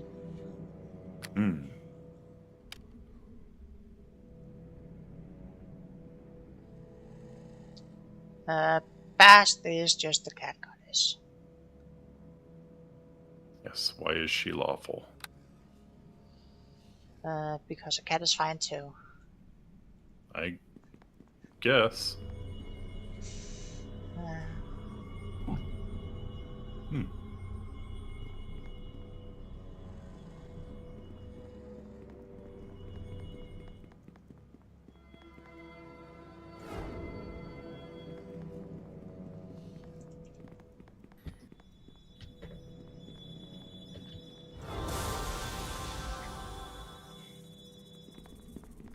Have been restored to normal. I don't know what Define that's supposed normal. to mean. Oh, yeah. Basement. Look here on the pilot side. Oh, look, there's a corpse. Some boots of reflexes and a cloak of epic spell resistance. Now, I will have to let you know, in this basement, you will have to watch out for your weapons because there are going to be slimes. A lot of them. And they're all ass. I will, I have 2 Soul Razor minions for the occasion, but I'll let you take point and handle them for the most part. Contrast to the desiccated sands of the ground floor of the tower, chill damp permeates this basement. Ahead, you see a dark and foreboding chamber, its walls tinted a sickly green hue from slimes and molds. Dark slabs of granite are visible above a thick swirling fog that obscures the floor. Some of the slabs still bear their grisly occupants, rotting bodies abandoned halfway through the embalming process. Yeah. Had to be slimes.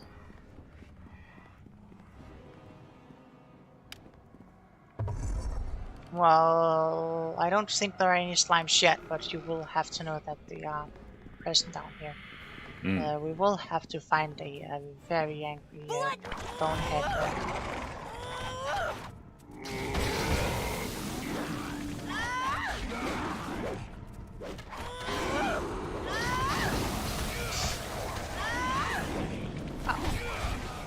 Get mega arms damage.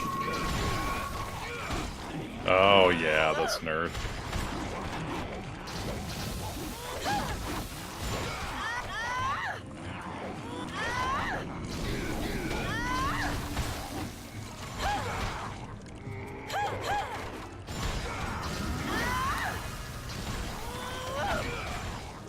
So I'm seeing your divine damage proc.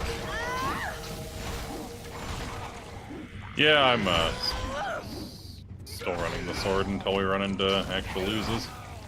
Well, yes, but your sword is divine damage against outsiders.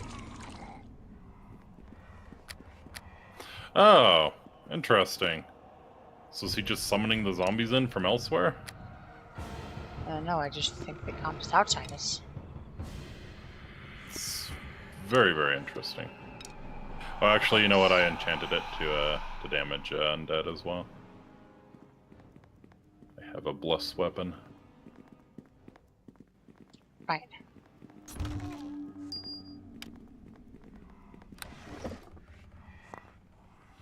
Yeah. You enjoy No, fuck that.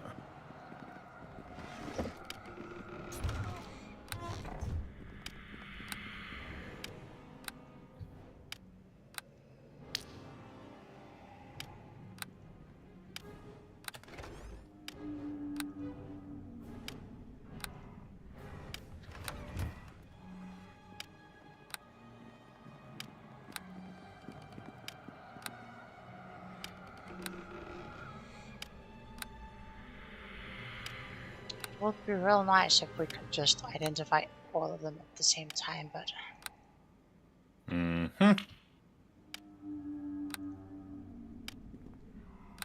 that is not how it's gonna be.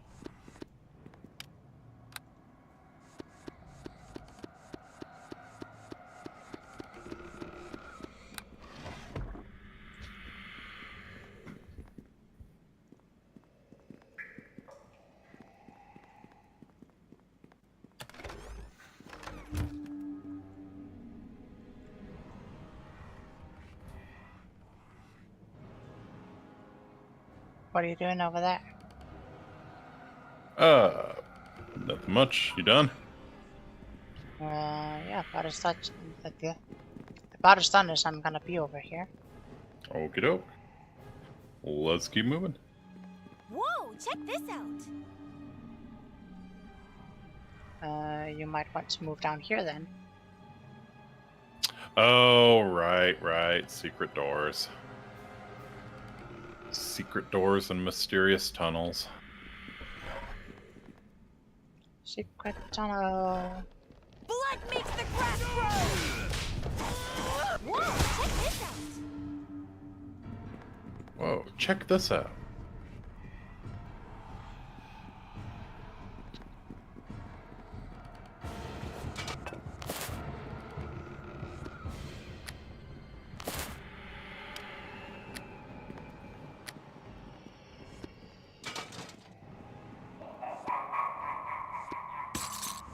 I'm starting to carry a lot of junk.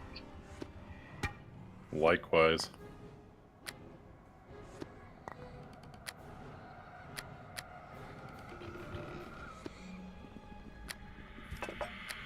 Probably should have bought more bags of holding in Aqualis. Would have been a thing to do. I probably talked about it and then just didn't do it. Yeah.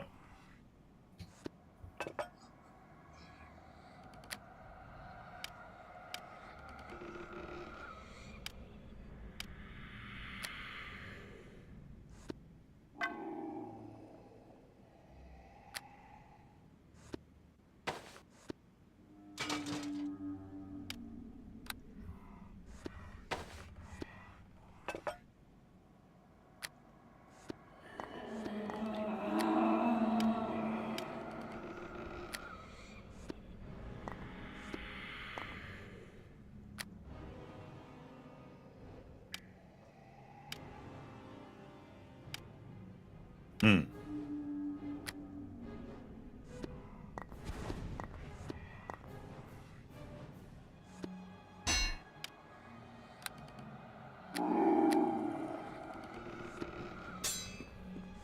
Alright. So, what are we doing? Well, I was doing some inventory management, Oh, but yes, in here, like from this point onwards, expect slams. right.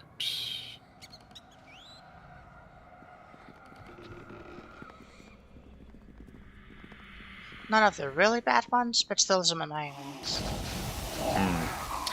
As long as there aren't any green slimes, I really don't care. Well, not right here. I mean, I but there guess are the going black to be puddings are kind of annoying, but... the black puddings are worse than the green slimes.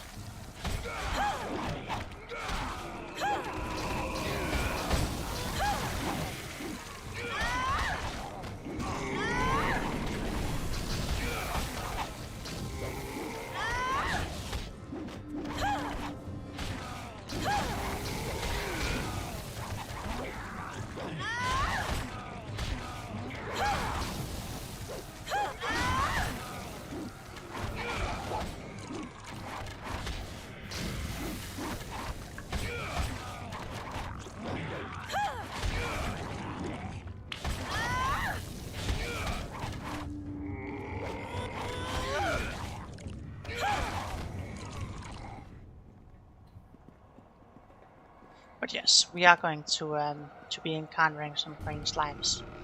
Hmm. And quite frankly, I think that is probably some of the more tedious levels I am.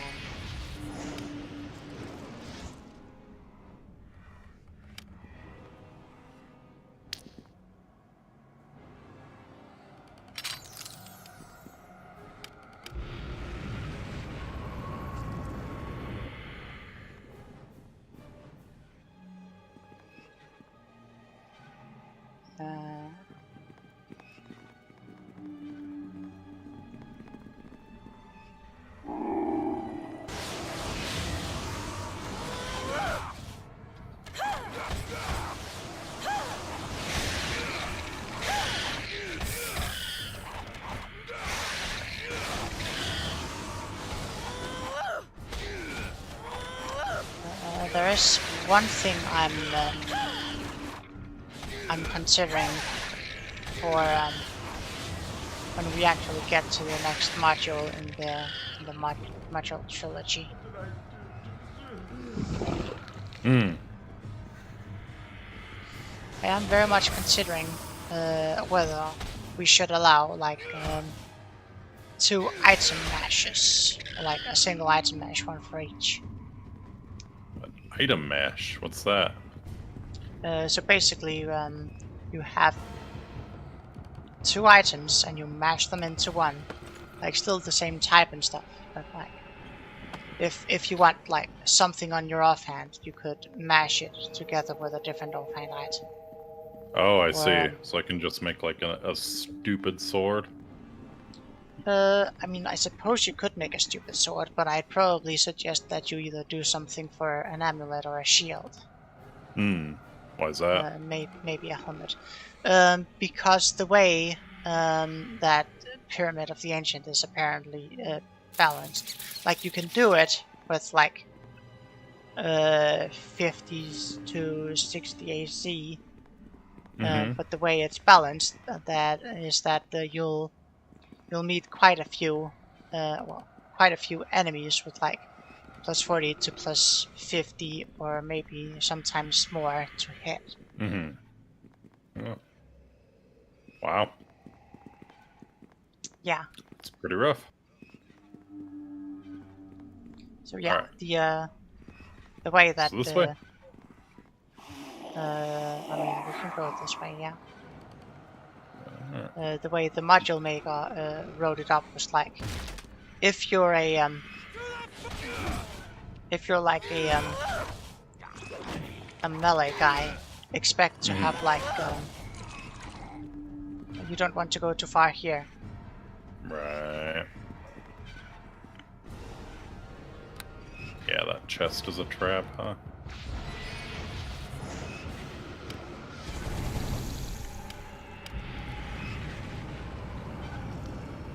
Oh, whoa, whoa, whoa, whoa. Not even a scratch. This weapon's no good. You have fire arrows? Yeah.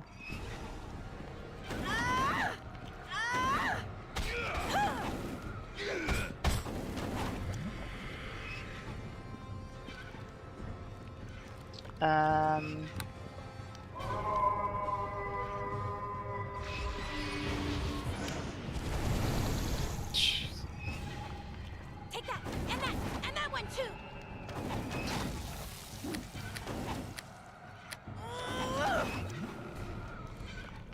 But yes, like if you're a marshal, the module maker is like has like written that he's expecting you to have like a base AC of 20. I'm not sure how he gets that, whether it's like counting in tumble and a bunch of other stuff, or whatever.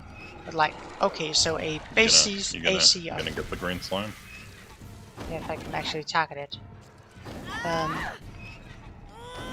A base AC of like 20, however, and then like plus 12 from your armor, plus 12 from your shield, and plus 12 from natural armor, and plus 12 from deflection. So you're expected to have like 60 to 70 something AC if you're a marshal. Yeah, I'm sitting at 64.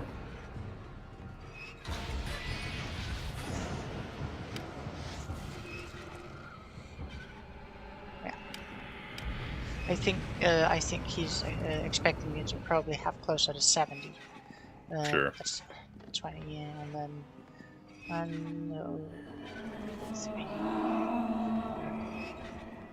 Yeah, so like 60 to 70 AC as a marshal.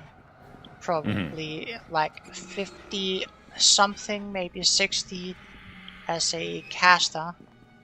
Yeah. And So we can like, talk while we keep moving, yeah? Yeah. Okay. I don't remember if anything drops here. Alright.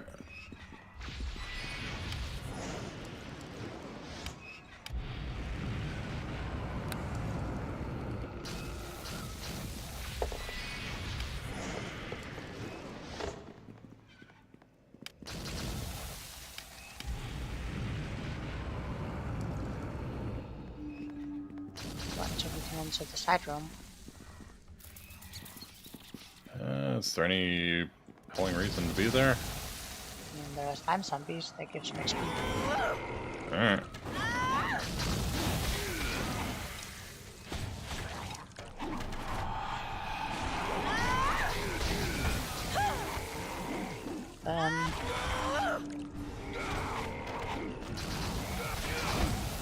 But yeah, given the chance, it's probably not a bad idea for you to grab some extra AC. I mean, I could use some extra AC too, but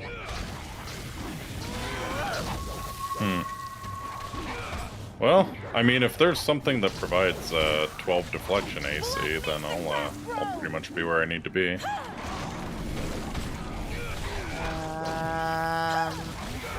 You've got deflection AC already, though. Yes, well, that's what I'm saying. So that implies that there's a some sort of item that provides 12 deflection AC. So I'll rock that if I get it. They got protection plus 12. No, I see.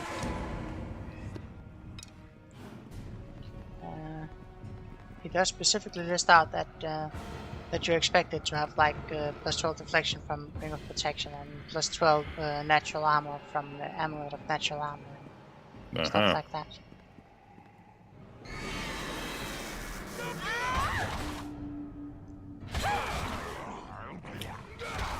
Well, that's pretty lame that he's telling you what kind of gear you need to wear. Well, you're probably not like meant to read all of the information, so it is specifically called out, and it's not like saying, "Oh, you need this gear." Right. Like when he tested the module, apparently he did it with like a two-hander crit build, so he didn't have a shield and. Gotcha. That looks like probably. Yeah, there are definitely slimes down here.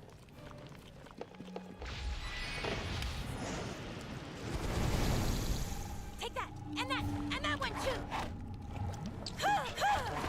Get my fire arrows.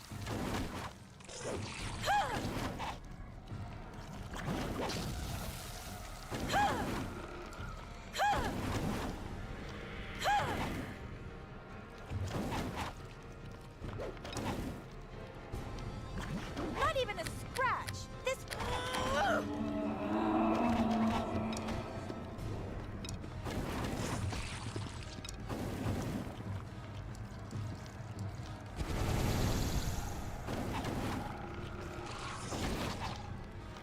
But yes,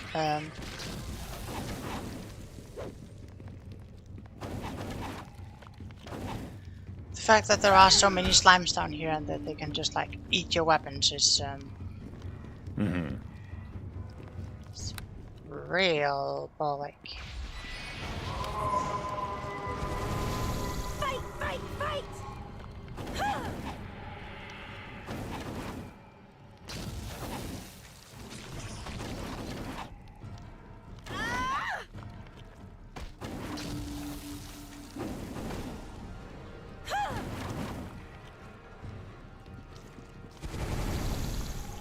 Jeez. How many of them are there? Oh, it usually drops like 3 or 4 in the same area.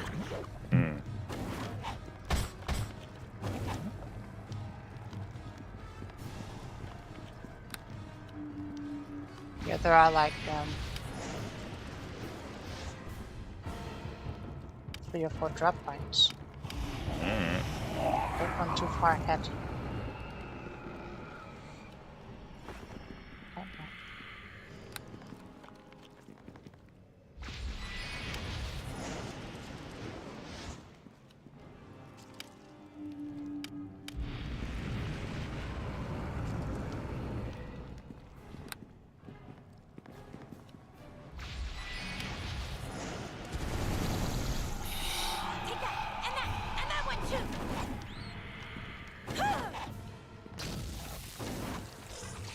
Yeah, this isn't like the most interesting of game designs.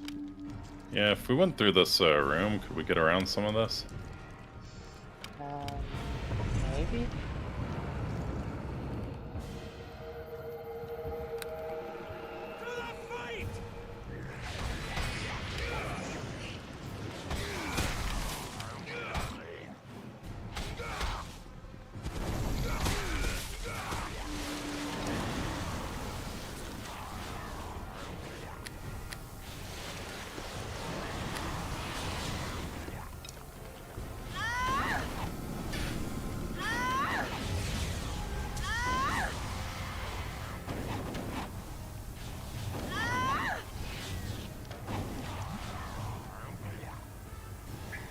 Yeah.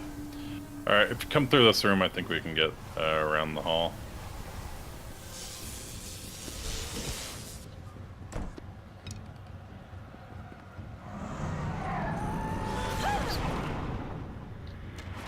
Ouch. What the fuck was that? That must have been harm. Nope. Harm is a red beam from above. They just like did a whole bunch of damage rolls. It might have been greater Bunch ruin. of red beams they from cast- above. No, pretty sure they threw greater ruin at you. Hmm.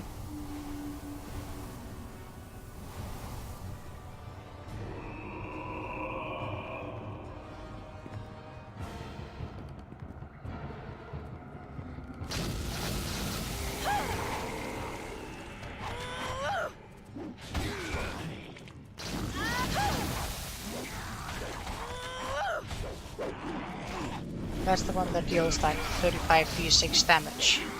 The 9.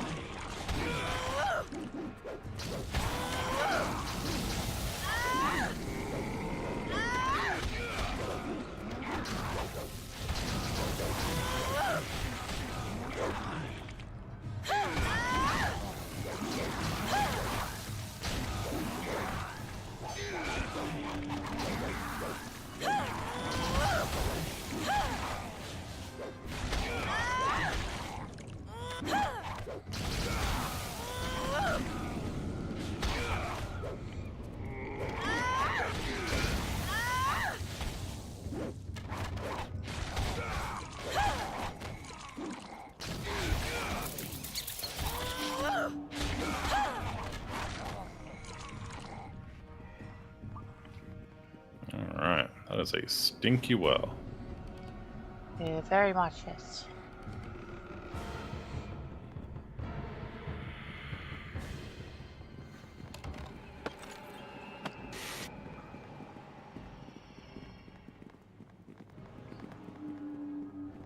Well, well, well. Yeah. Alright.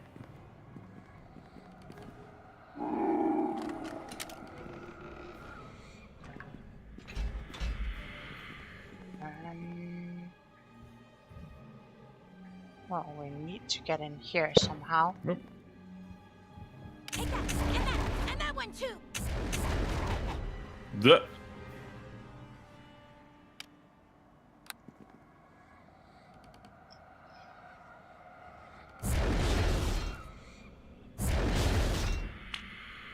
persistence. I'm sure there was a key somewhere that we just didn't pick up. It was in my right hand.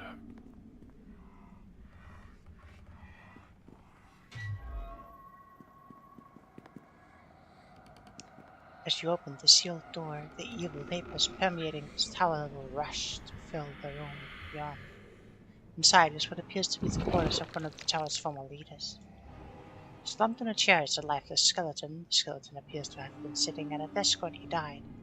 An ancient ink stain still marks the desk's surface. Other items of furniture decorate this once well-appointed room. A rotting bed, sacks in one corner.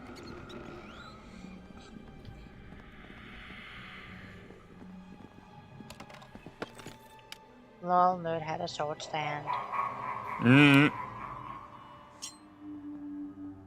And a katana. Of course he had a Not katana. even a magical one. Not even a magical one. Lol. Just gonna loot your writing desk with a key and a logbook.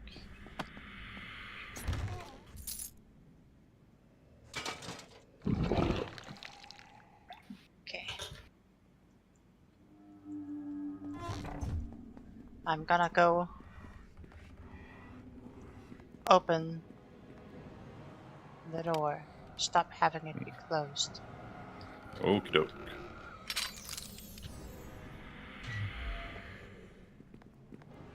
And then you can loot the treasury while I read a book. Okay. Read a book. Read an MFing book. I, Istafet, Captain of the Tower, hereby set down the following writing details of the daily activities in the tower following the death of our great pharaoh, Zustris. Bless you. Day 1. After witnessing the magnificent burial of a great pharaoh, I was given orders to maintain the guard post at this strange tower in the middle of the Badlands. The origin of those orders is unclear, but it seems to constitute plans to make made by the pharaoh before his death. Indeed, I was informed that the whole design of the tower, as well as the adaptation to the great pyramids of the ancients, were made by Zustris himself in his twilight years. From first I set eye on the tower, it has given me a feeling of unease. Its featureless grey walls present an aura of an ulterior purpose lying within the stone. Day 2. Having settled into the tower, I am learning of its little world of politics. The tower was built, it seems, as some symbolic beacon for the dead, to aid their journey to the afterlife. When Zustris was alive, a number of different priesthoods factions formed an uneasy alliance in running the tower, as they were policed by the mages of Zustris. These later worthies are based on the first floor. The priests of whom those Anubis are most influential are based on the ground floor. The guards, now headed by me, are billeted in the basement. The Anubis priests also have their embalming rooms in the basement and access to the crypts that apparently existed here before the new tower was built. The upper floors are off limits to all but the mages. I have express orders not to go up to the second floor, and the eerie light up there is enough to dissuade my men anyway. Day 3. Little has happened. The men seem more restless and anxious than usual. Perhaps it is just the general sadness of the death of our great leader, or perhaps tensions among the priests are upsetting them.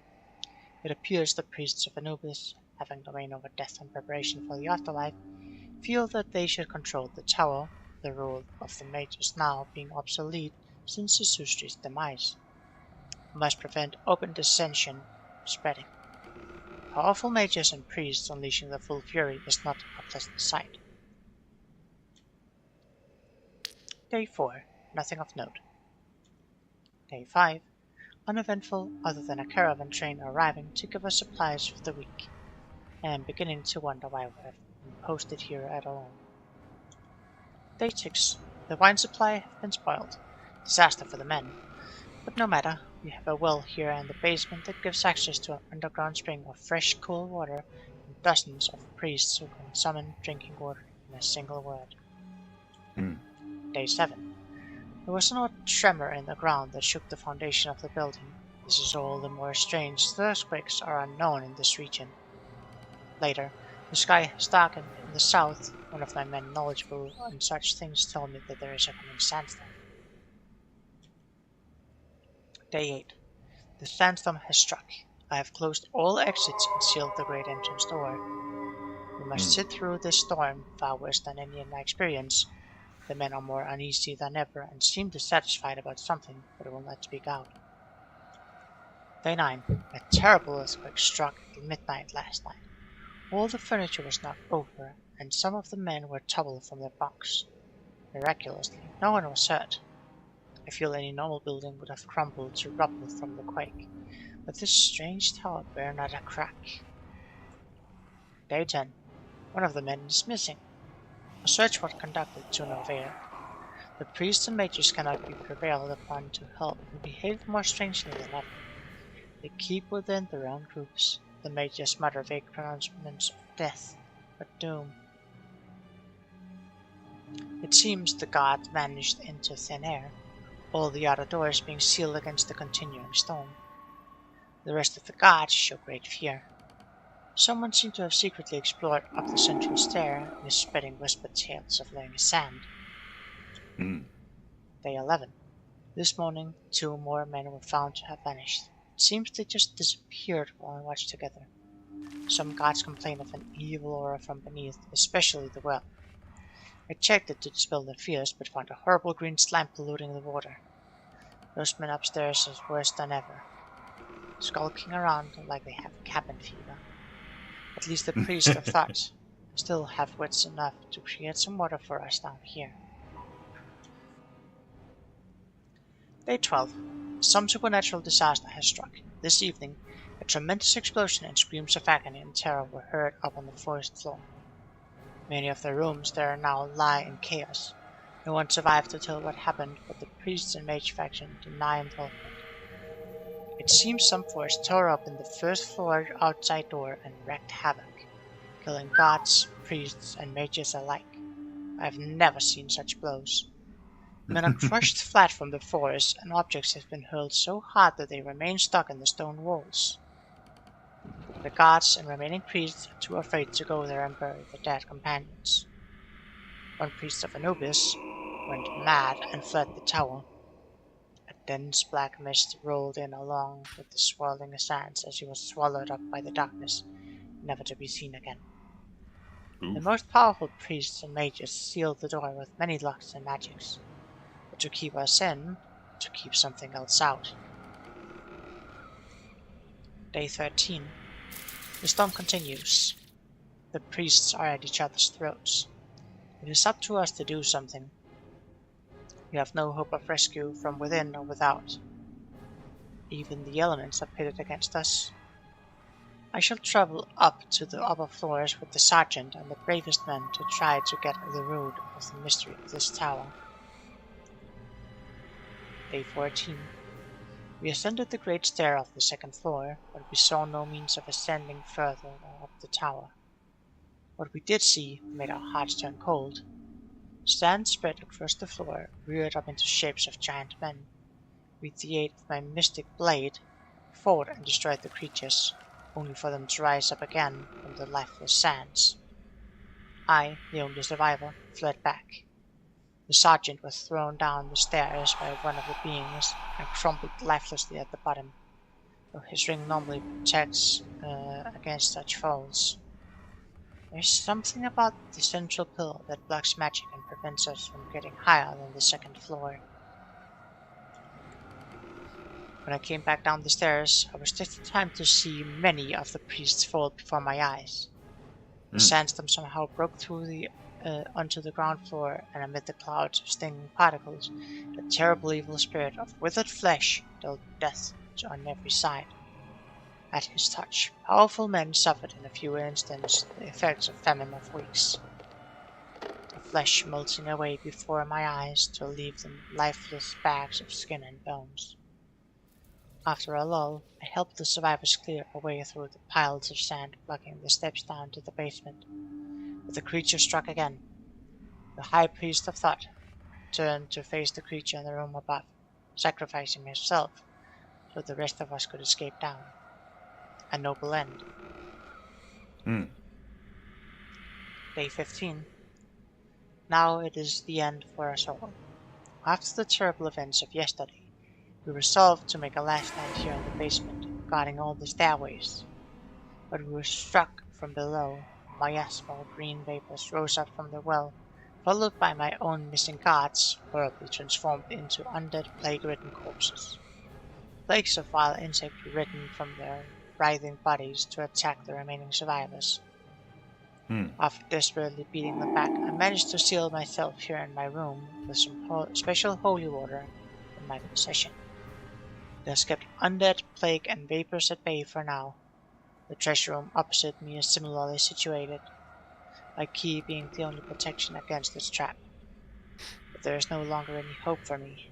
I shall end this torture the only way I know how. This way I will remain pure in death. At least they will not have my corpse to play with. Curse the demons that have visited this land, for I now realize with the insight of a dying man locked in his own tomb that the events of the tower reflect disaster overtaking the whole land. The whispered foretelling of doom were true. None knows whence they would come, but they have. The three bane spirits are abroad in the land. The great cataclysm is upon us. I leave this book to those who may be later rid the land of its plight. Curses. Even as I write these words, a sudden tremor spills the ink all over the pages.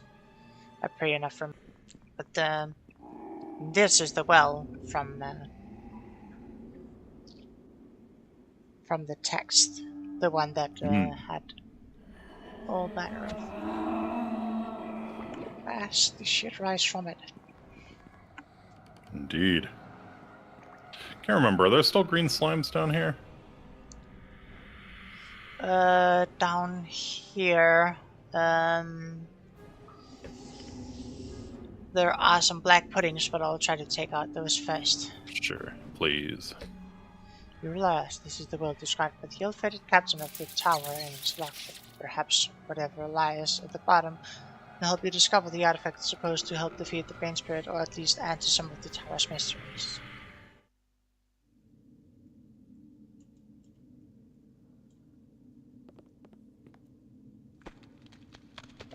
Okay.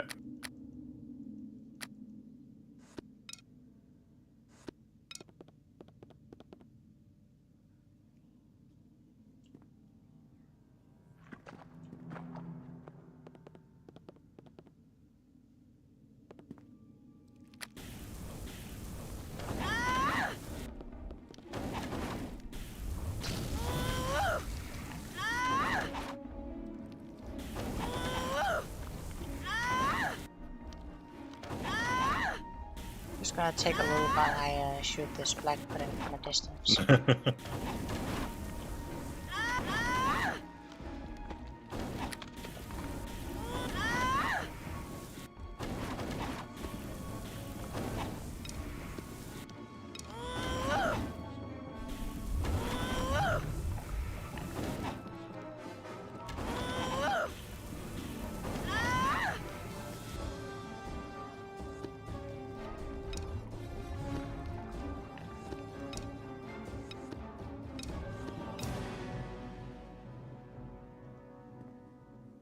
Very nice. There's probably gonna be more of them, but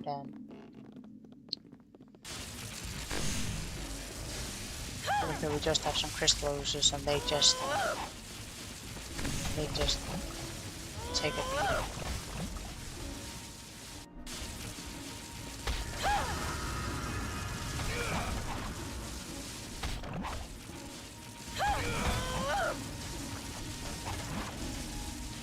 Moving along. Swing a sword. Swing a sword.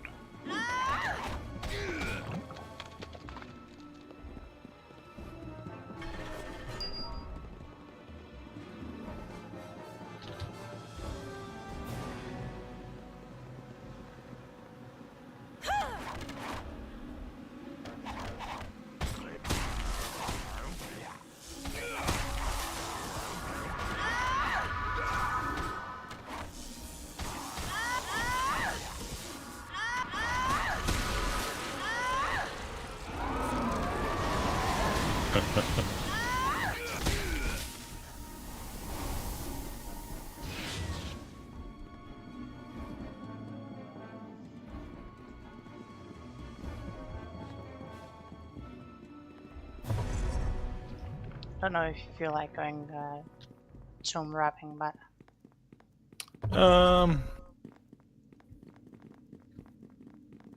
I mean, kind of depends on how much XP the angry mummies give us, honestly. We could try one and see, yeah, see how it looks. Actually, do we even get mummies? It might just be pissed off spirits at this point.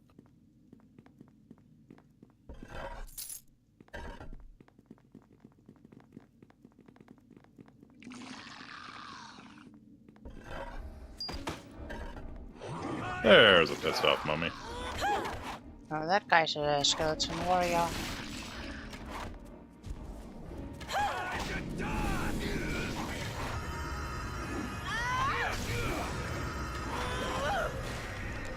Two XP.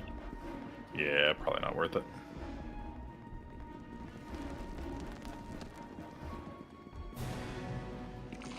Whoa, check.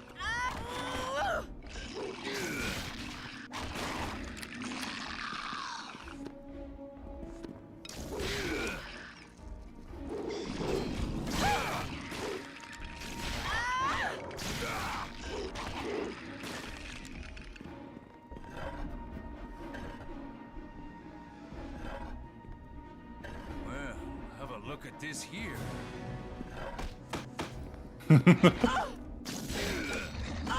Got jump scared.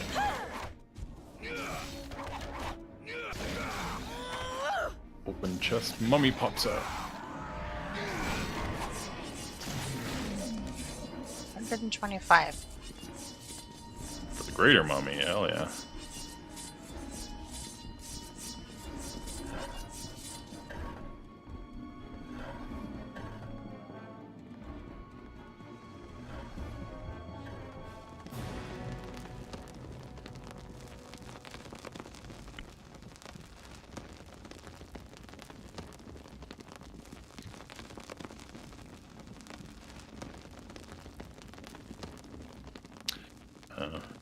So what's over here? Anything worthwhile? Well, a demolition to mummies. Oh, Also some loot, I suppose. some loot, I suppose. Demi-Lich just hanging out in one of the. Oh, there he is.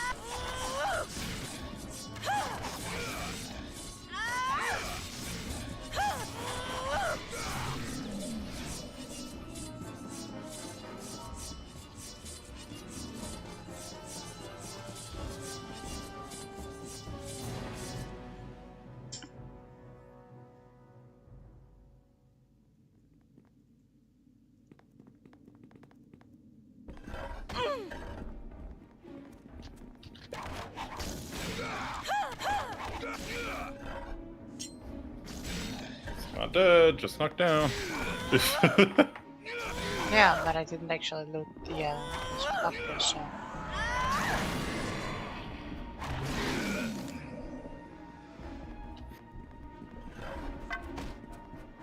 That's just a regular one. Boring.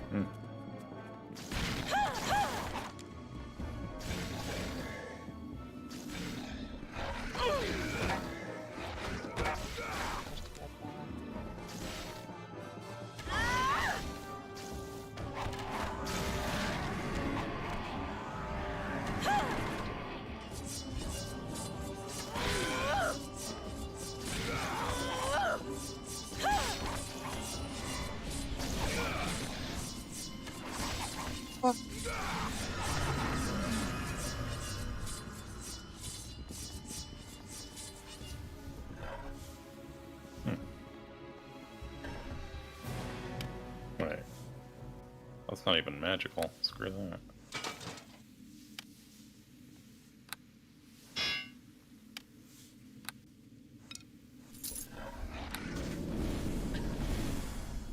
Time to die!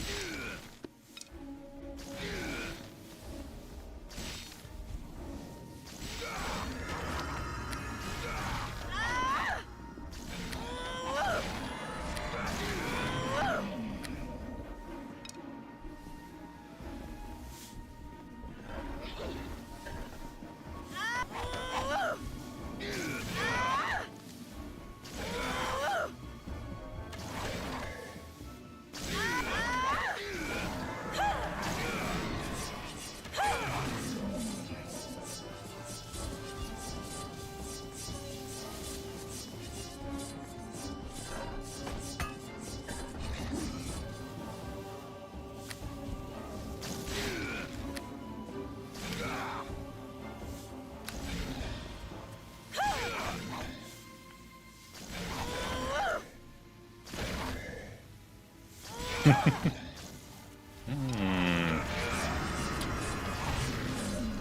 would have thought something that's been dead for thousands of years would have trouble with balance?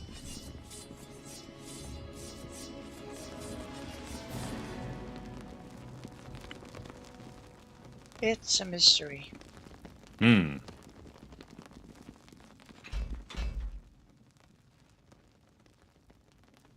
So you got what you needed to get, right? What I need to get from what? Isn't there a, some way to... Oh, right. Can't we go deeper? Can. Yeah. I think we have to, right? If I'm recalling correctly. Because we need some way to get past the magical, trickery blocking us from going up the tower. You are in fact remembering correctly.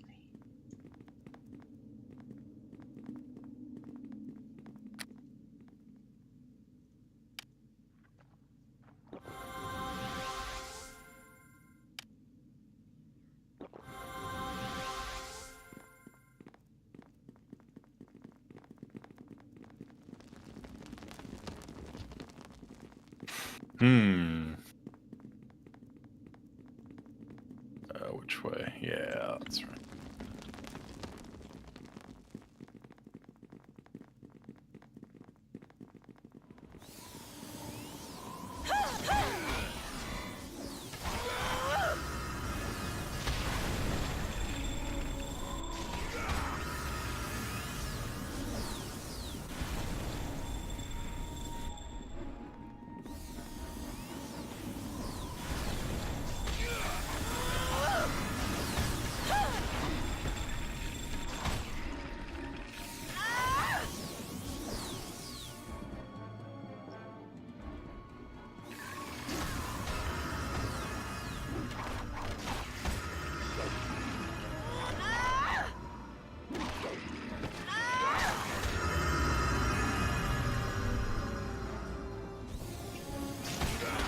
Pretty much every enemy is very annoying in their own unique way in this, this module.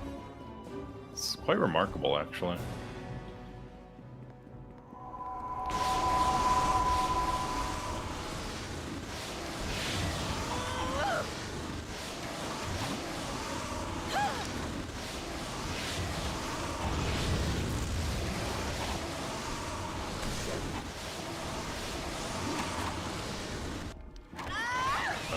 This.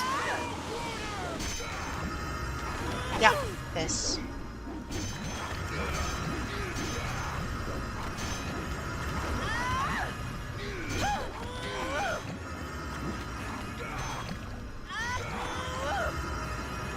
At least I managed to click on one pretty quick this time.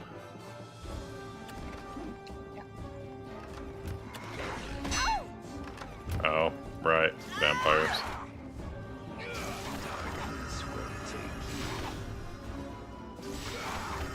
Get staked, nerd.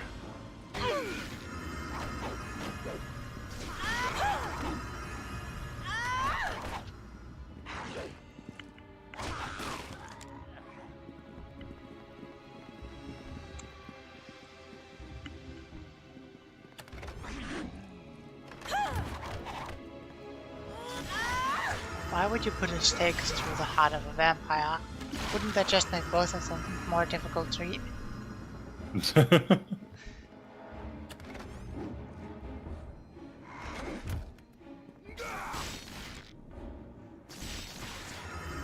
Really? Are you getting the graphical glitches when these nerds get knocked down? I mean, the rope ones, yeah. Yeah. Darkness will take.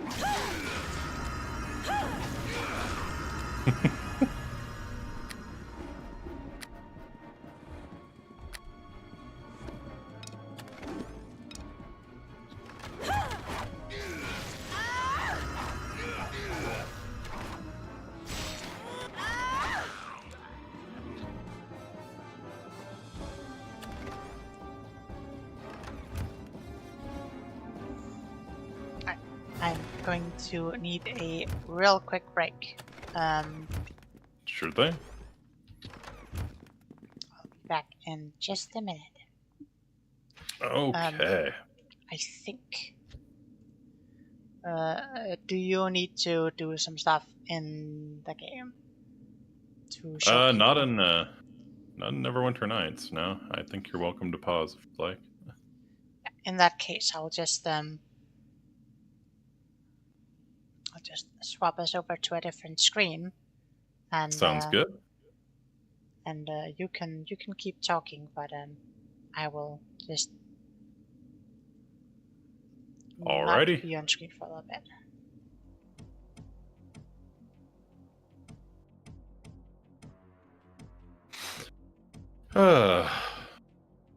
So haven't done the third module in this trilogy yet, but Yini tells me that it's even more bullshit than this one, which honestly kind of stretches belief for me.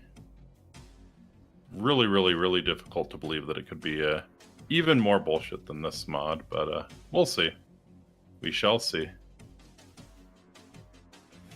How's everyone's day going? Hopefully you're having a nice weekend, either being very productive with your weekend or not productive at all, depending on which would make you happier. Hope it's lazy if you want it to be. Hope it's productive if you want it to be.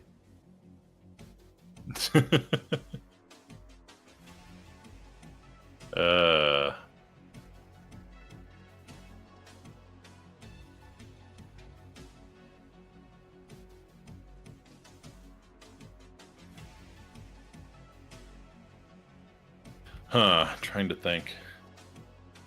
What really amazes me about Yini is how she can come up with all of these crazy builds for tabletop games like this. Like I'm just following a guide someone wrote down on how to make a pretty standard overpowered paladin sort of thing, but I think she might have actually built her character herself. At least one of the characters I'm playing with. I know she's built pretty much herself from the ground up. This one I'm not sure. She might be following a guide, but maybe not. Maybe not. But yeah, it's and she does it for fun too, which kind of blows my mind a little bit.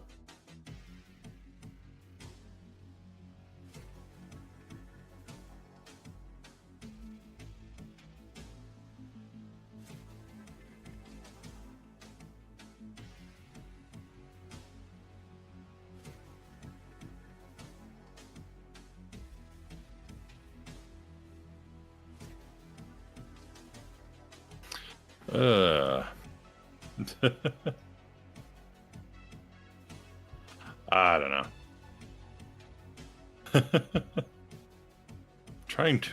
I've been trying to talk Yini into doing a horror game. I don't know how that's going to go. Probably not too well. Well, I mean, I think playing the game with her would go really well. I think it'd be very enjoyable, but I think talking her into doing that is not going to go too well. If you catch my drift, because she claims to hate getting jump scared. What are you trying to talk chat into now? I'm trying to get chat behind my my plan to make you play a horror game of some sort. Right. Because I think it would be quite enjoyable.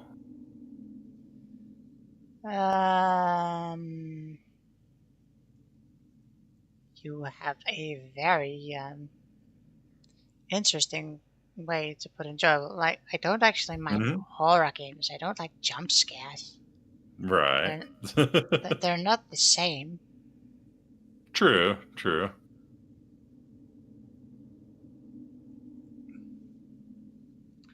Like thriller, psychological horror. I like that stuff.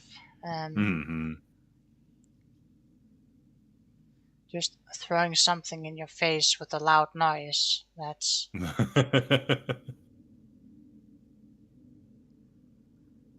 not good enough. Half hour, maybe another hour and a half. It depends a bit on when we want to end for tonight. Whether we want to completely finish Gem Tower, in which case we could do that. You whether think? we want... I guess we're getting there. We're getting there. I mean, in an hour and a half. Yeah, you're probably right. It depends on whether we want to like finish it off tonight or whether we want a little bit left and then finish it off next time. I'm down to try and finish it tonight, but we gotta move, so... Yeah, well, the game has been unpaused. Oh shit, okay. Well done. There is one thing we will need to do if we want to move, though. Okay.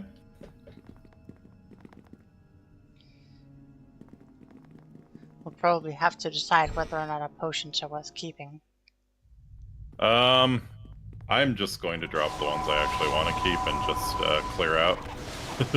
Clear out the rest of my inventory. Make some space. Sounds fair. Actually does you a fantastic service getting rid of all of the crap you don't want in your inventory anymore.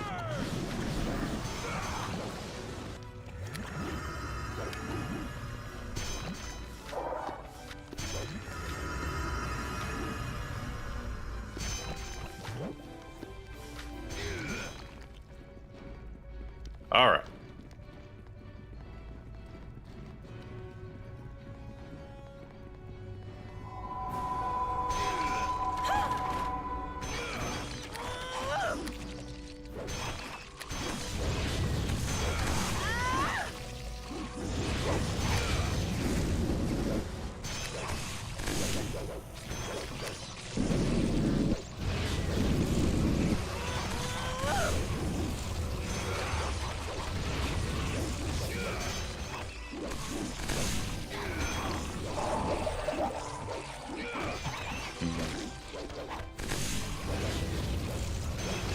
It's looking very bug-like down here. Actually looks a lot like the Beholder Caves from O2. A little bit, yeah. Yeah.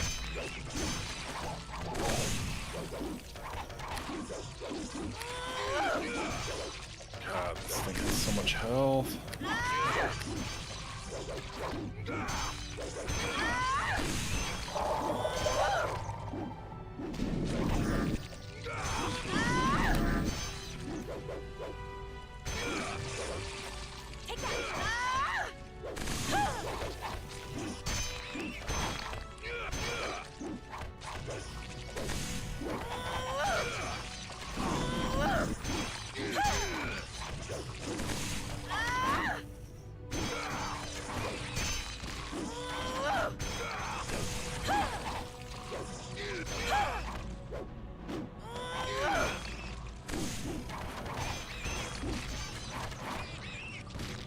Nice.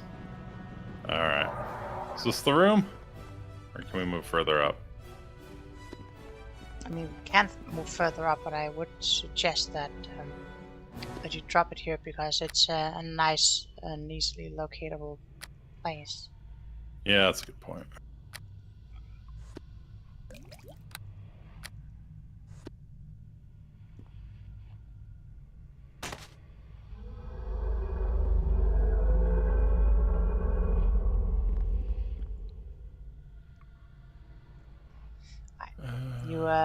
You ready? Still dropping some stuff. Yeah, I'll keep the work skin.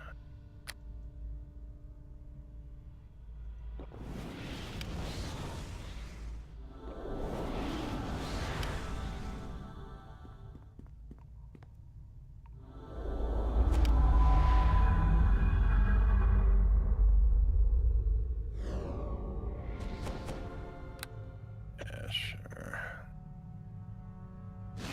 And let's see, what else?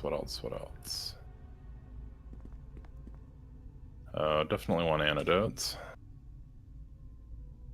And my lesser restoration potions, and I think that'll be about it.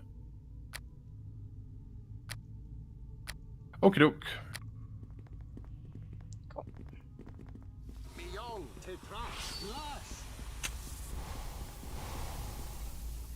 Well, there's a trap here.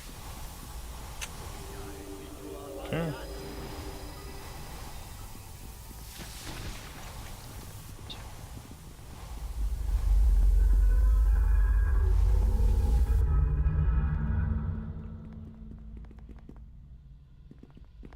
I sense mortal life. Welcome, little one, and feel my chill. I know you, that my master. I know you, that my master brought me here from the shadow a millennium ago, and charged me with guarding the means of access to his eyrie. So come, for the secret is within me. Alright.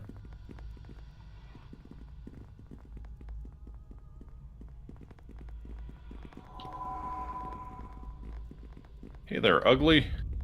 Not even a scratch. This weapon's no good.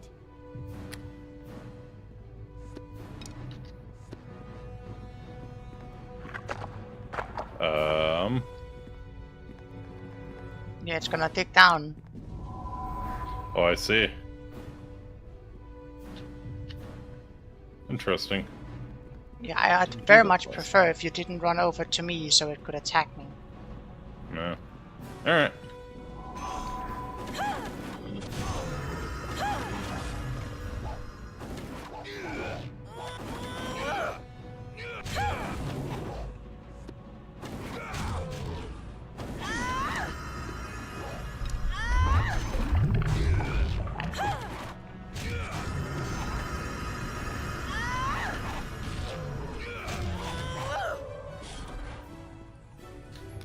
I'm a little bit impressed that you managed to not get swallowed once. Yeah, it was, let's see, what the...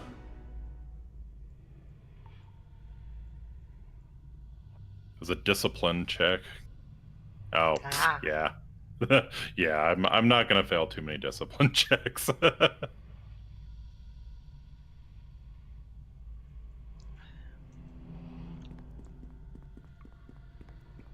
But yes, this is the big worm, and we got the Nightcrawler essence. Excellent. Let's go get our potions real quick. Yeah. That little bastard rotted all of the other potions away. Oh no, all of this inventory space. What am I gonna do with it?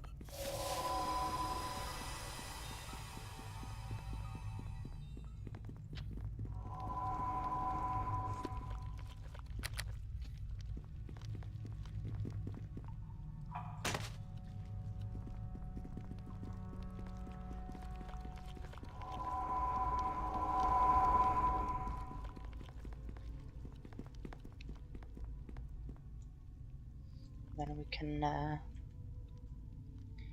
just go for the shortcut and not have to run all the way back through, or not have to run all the way back through the dungeon. Sounds good to me.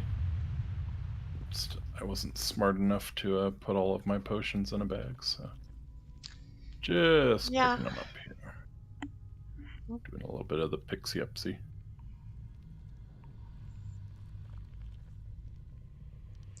All right. Usually they're not like when I do that. All right. Shall we? Yeah. Pixies are way too touchy. Well, they're not. Well, they're too touchy in that they're not touchy enough. No touchy the pixies. Where is your mind? Eenie, where is your mind? But I want to do the pixie up.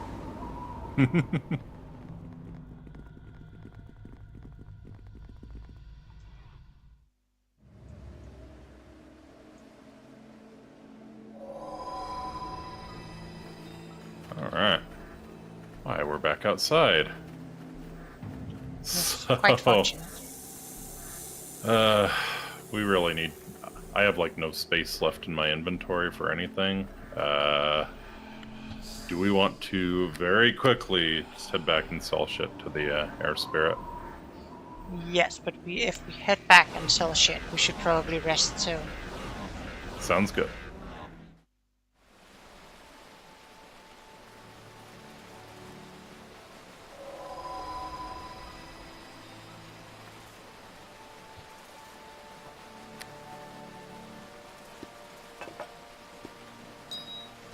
All right.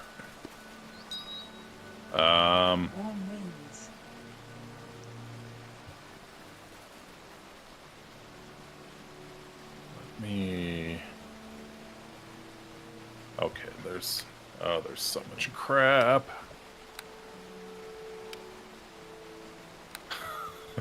All right, I'll start passing it to you, I guess. Sure.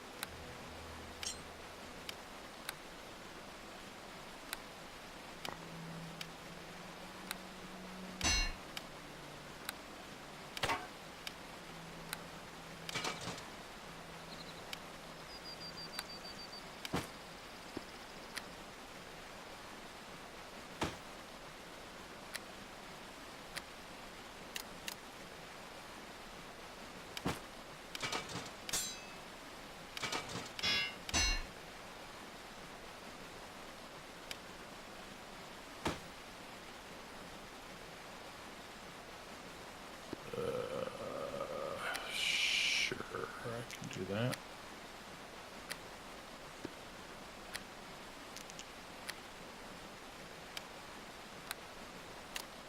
Well, no. Much annoyance. Much annoyance.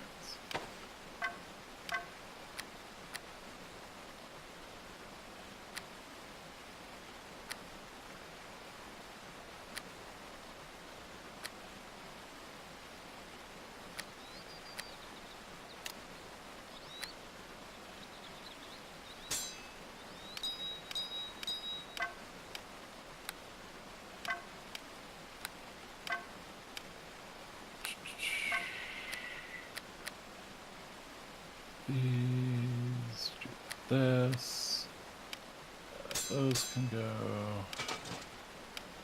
How about those boots? What would fit here? What would fit here? Oh yes.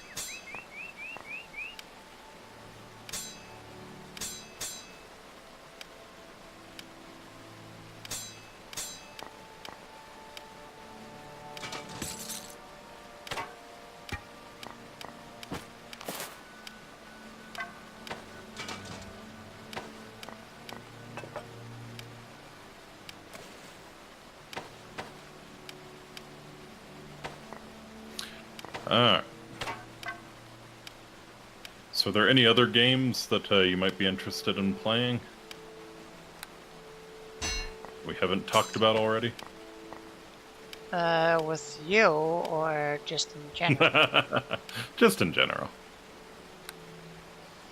There are probably a bunch. Just haven't had a reason to mention any of them.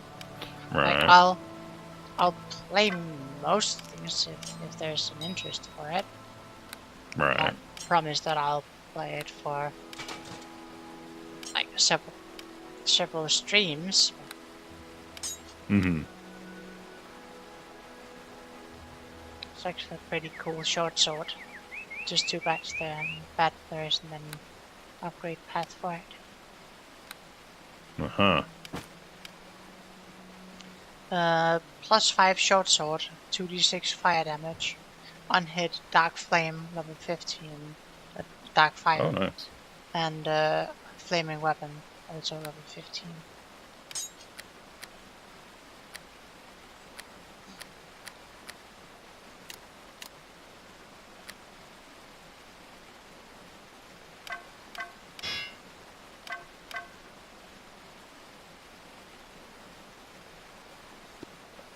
Let's do that. Do that.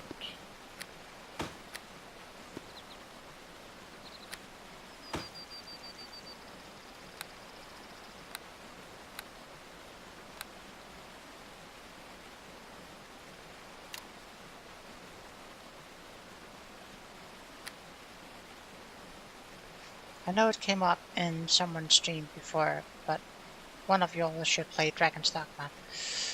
That is one of the ones I've been considering. If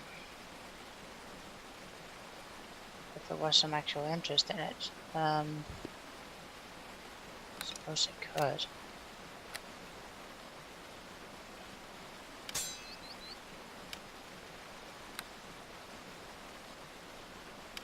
Would you have any interest in actually using this sequencing? No. No. Okay. What a waste. Hey, we're getting gold for it. It's not a waste.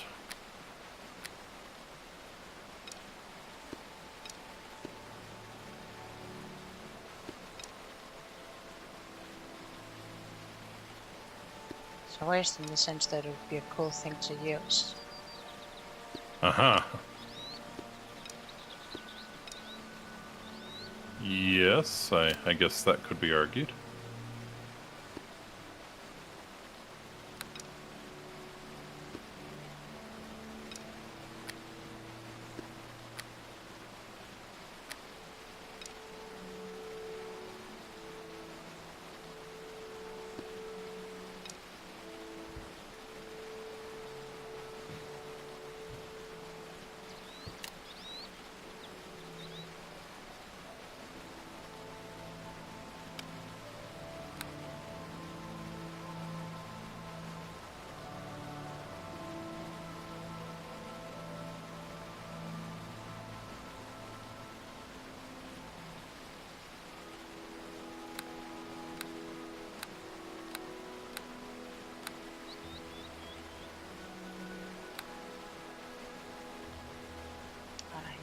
I don't have any regular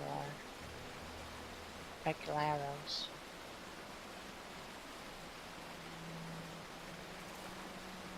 I guess considering that we have like 20 million gold right now, I'll just like create a fire arrows instead. I guess something you could do. Hey, a lot of this stuff is weird shaped, and since you screech at me when I drop it on the floor, just offer and accept ASAP. So I'm not going to be able to fill up the...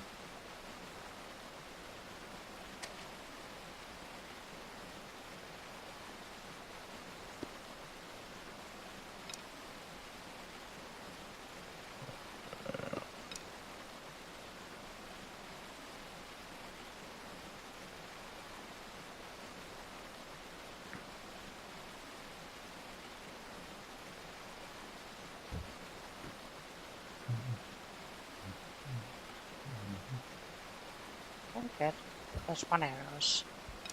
So, one of those. Oh,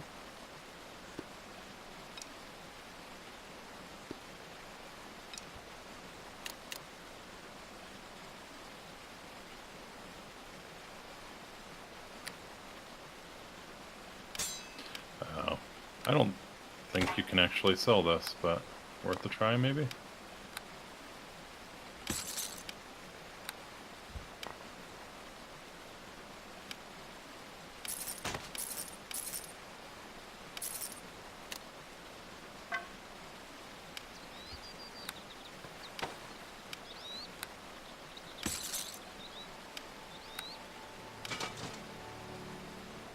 Couldn't sell the healer stone, but everything else is sold fine. Oh, nice. Very good. maybe I'll do Dragon Stock now, if Inkatatis doesn't have an interest in doing that. I had no plans, so all yours if you want it. Well, I'll need to find a day for it then. Mm-hmm.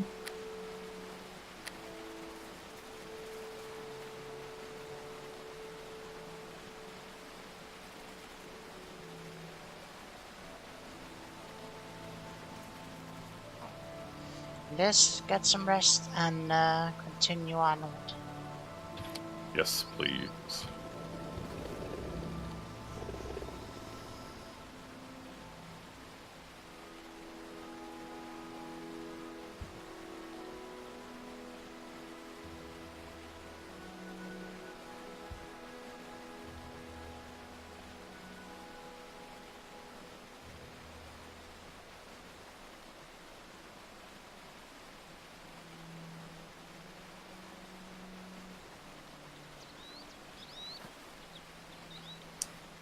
Alrighty.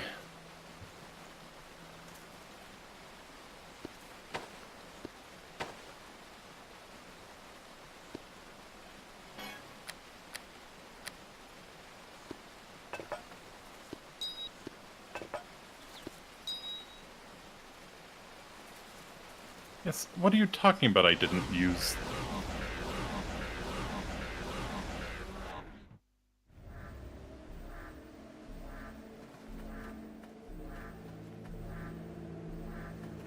Okay.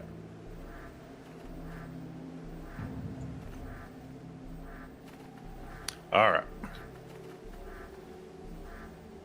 Moving on up. Yep.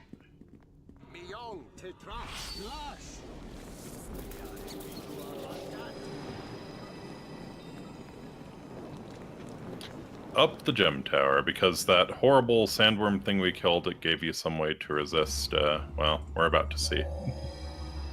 You have reached the large chamber at the very heart of the tower. In the center is a large spiral staircase passing both upwards through the tower and downwards into its depths.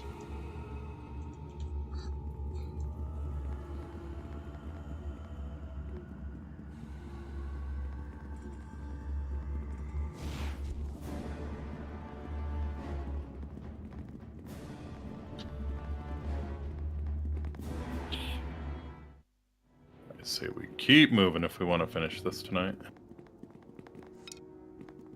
Sure.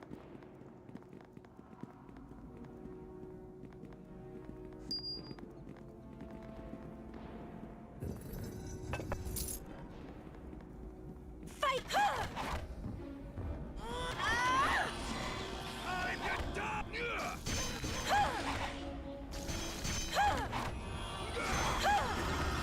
Alternate week with Sparrow stream so that there's always a dragon on Sunday. Oh, Oh, that nice. is, I that like is it. something Stylish. to do.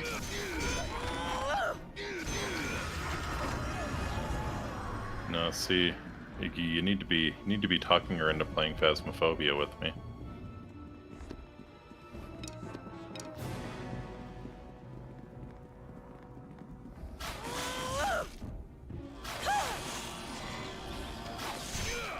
I mean, I could. It's not really a problem of playing it. It's just a problem of enjoying it.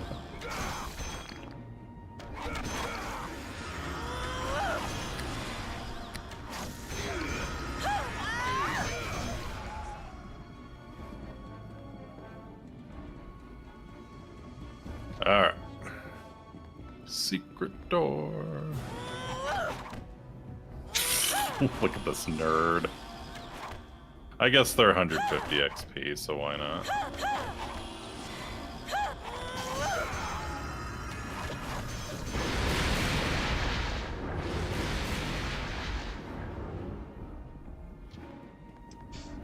Rejuvenated from the sand, my ass. Didn't rejuvenate for shit. I think we killed it too fast. Yep.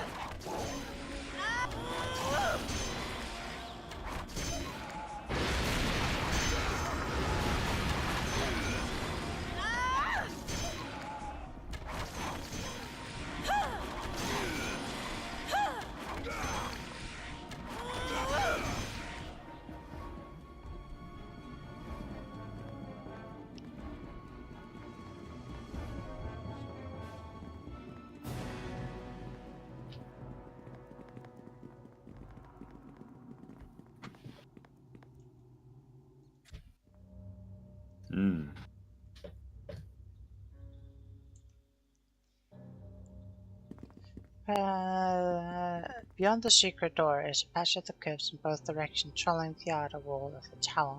The passage appears to not have been disturbed for centuries. On the walls are bas-relief carvings depicting ancient gods of the lands before the times of histories. Stop messing with my camera game.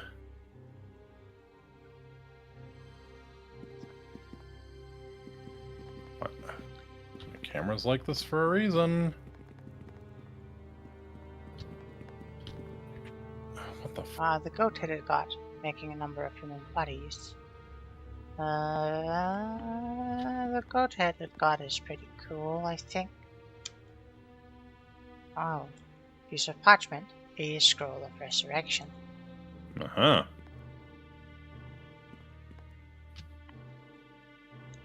A bearded human wielding a hammer and tongs, facing south.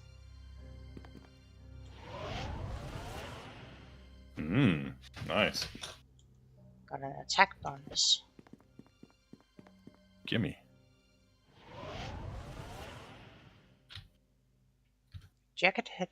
Jackal-headed god in ceremonial robes, carrying a staff. No. Yeah, I don't think that's a good idea to touch. He's also facing north, where most other are facing south. Mm-hmm. There's a bas-relief depicting the gym tower. And a bas-relief showing the hippo-headed goddess facing outward and smiling. Nice. Oh, here's Bast. Bast was nice to me last time, so... Large gem might be removable. Probably not a great idea. Probably shouldn't then. Yeah, I don't think Bast is that nice. She is still a cat.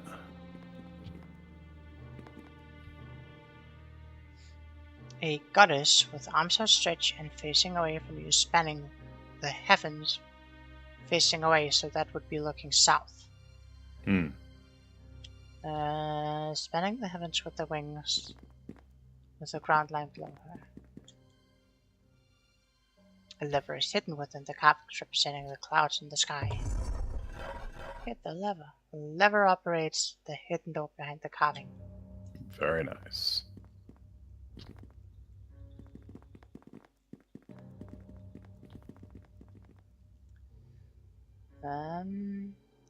Beyond the secret door, the passage continues around the tower. Ahead are stone steps winding upwards. Along the inside walls are more bas-relief murals. These seems to be telling a pictorial story, the events progressing as the passage leads clockwise and upwards. First illustration is a pictorial story showing Geb and Nut, the god and goddess of earth and sky respectively, giving birth to Osiris, his wife Isis, and their wicked brother Set, the jackal-headed god that you discovered earlier behind the first secret door. Osiris becomes the good pharaoh of the land and rules wisely. There is nothing of interest, nor do you suffer any ill effects from touching the carving. Cool.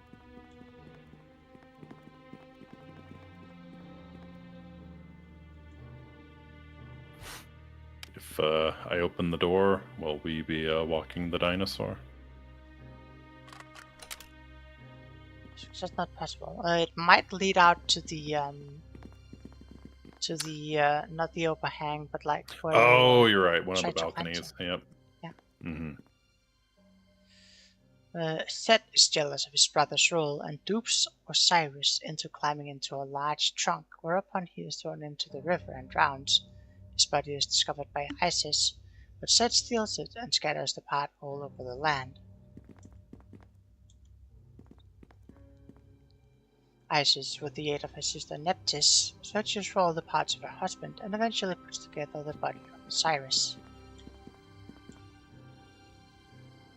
In real Egyptology, she never finds a certain part, and it's the reason the Nile is so fertile now. Yeah. By reconstructing the body, Isis is able to magically give birth to her son, Horus, the Falcon God. Yeah.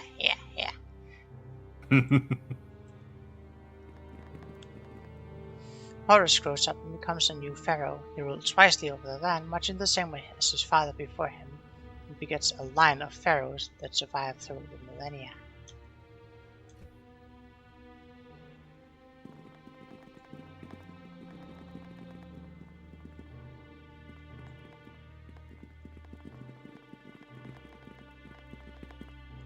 But Seth is not yet done with his mischief-making. I think it's a little bit more than mischief now. Yeah. He creates an army of monsters and demons to fight Horus. The latter is depicted leading an army of bold pharaohs and warriors against said minions. Horus here wields a great mace carved to appear like the sun with rays of light shooting forth from it in all directions. There is a mace that has a rotating head. The pictorial story continues with the last titanic battle between the forces of Horus and Set. But Set, with the greater might, is ultimately victorious, and Horus lies dead at his feet. The story continues up the stair to the final illustration upon a stone door at the top step.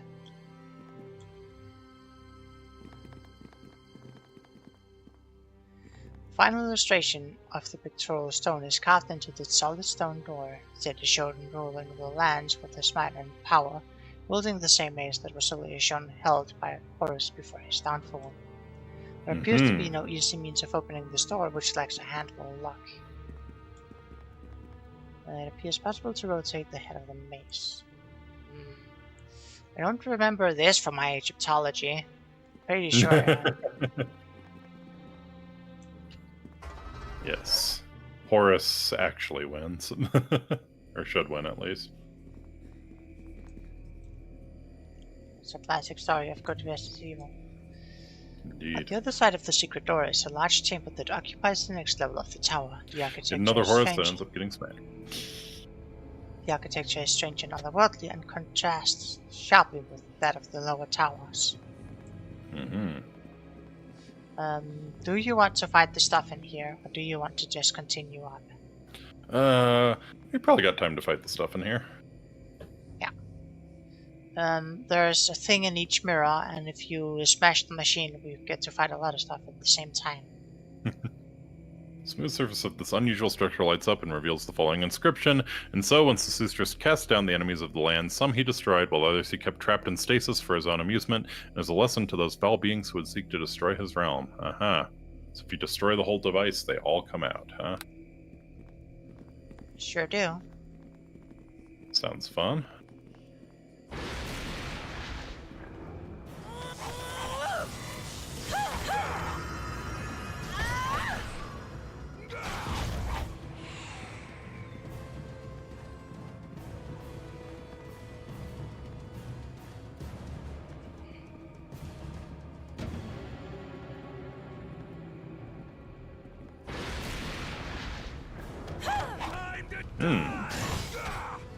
Noble salamander.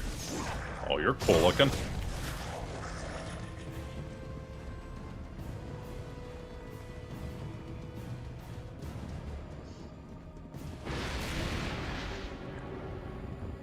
A Zorn. Why is... Don't know why he's not hostile to me. Well, he wasn't hostile to me either, so... He tried to attack me, but he wasn't automatically marked as hostile.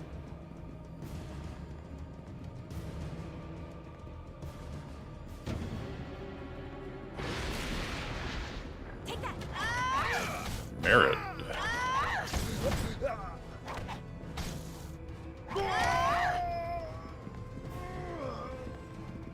Spirit of XP, are you ready for even more fighting? Hell yeah.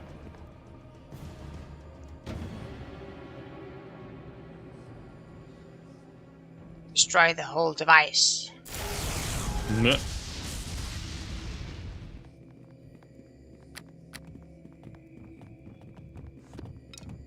Fight. Let's go.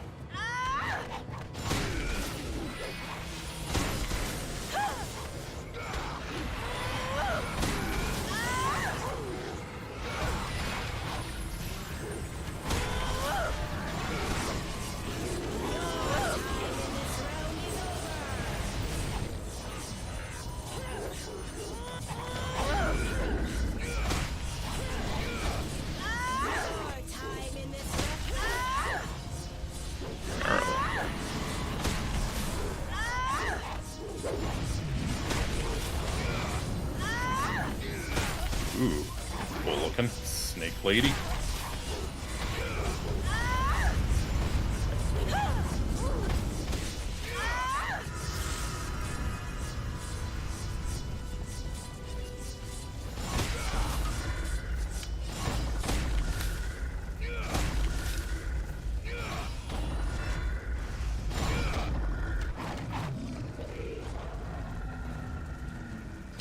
Lots of devils.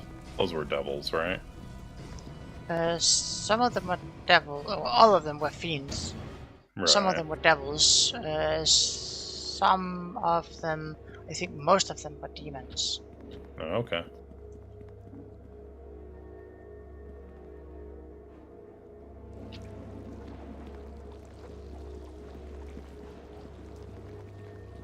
Whoa, check this out. Oh, secret door. Whoa, check this out.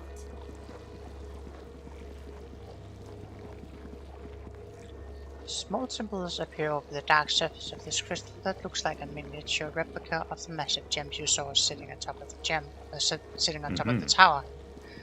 The symbols glow as you pass your hand over them. It appears that activating the correct symbol will allow entry to the top level of the tower just above. You must press those symbols with whose meaning most accurately reflect the main purpose of the tower. Refuge, Cataclysm, Beacon, Rejuvenation, Weapon, or Tomb. I think Istifet said it himself, did he not? Yes, and so did the Fae. It's a beacon leading to the tomb. Indeed.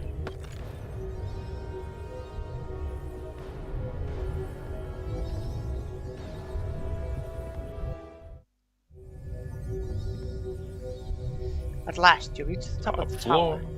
It seems at first that you are in the open air, with the vault of the heavens above you, but then you realize that there's a huge center and domed ceiling enclosing the whole of this uppermost floor. In the center, through the dome, you see a massive gem that gives the tower its name.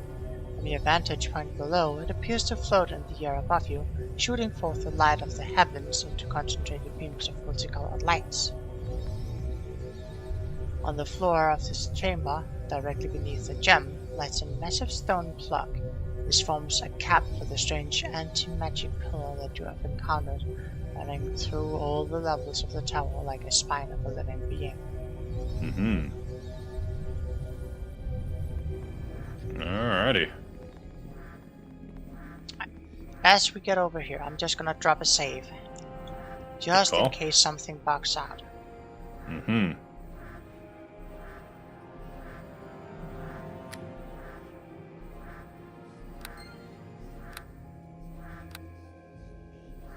This is also the first save since we started playing like 3 hours ago. That was maybe not a great idea. Well, what's done's done. Can't go back and create the saves now. And even if I did, I don't think it would matter.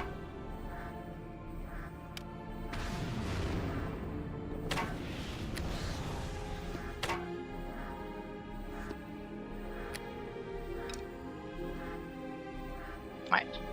Alright. Are you ready? I am ready. As soon as you touch the capstone for the center pillar of the tower, a warning discharge of its energy is released. Tense stillness fills the air. And this is actually some story stuff, so don't just go and skip it. Right.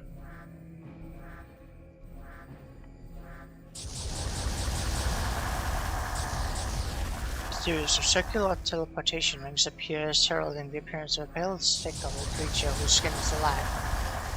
After a moment, another figure arrives, this one covered in greenish, leathery skin, something.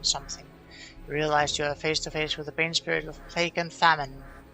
Ah, Brother Famine, it has been so long. I trust you out of this 1,000 years. Indeed, Brother Plague, a fine sabbatical in the realm of shadows, so kind of father to have arranged for this reunion and return us back to the land of our birth. Oh, and no. remember your manners, my brother. Thanks must also go along to the mortal dole standing yonder, who so kindly activated Father's trigger, having struggled all the way up the tower. Of course, my brother, but do not underestimate this feeble-appearing mortal. The three of us would be together this fine day if not for their meddling. Even our brother Ward languishes defeated. Imagine the uppermost. Yet he was the weakest and most impetuous, and we the strong and advisor. Come, Brother Famine, Father would not want us to tarry, so... Ah, Give me let's a party. Oh, plague.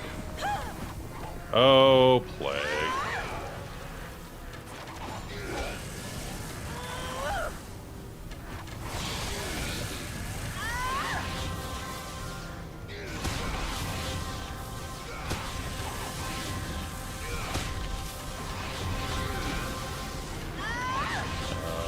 Imagine being an immortal evil spirit but not being immune to knockdowns.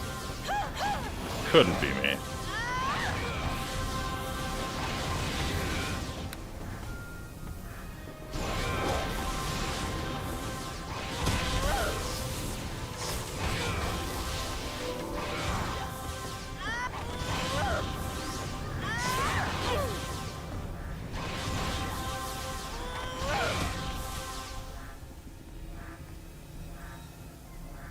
Was a little close. He just took some of the damage and reflected the rest.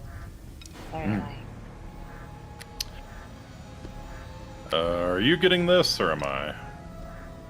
Just you, I think.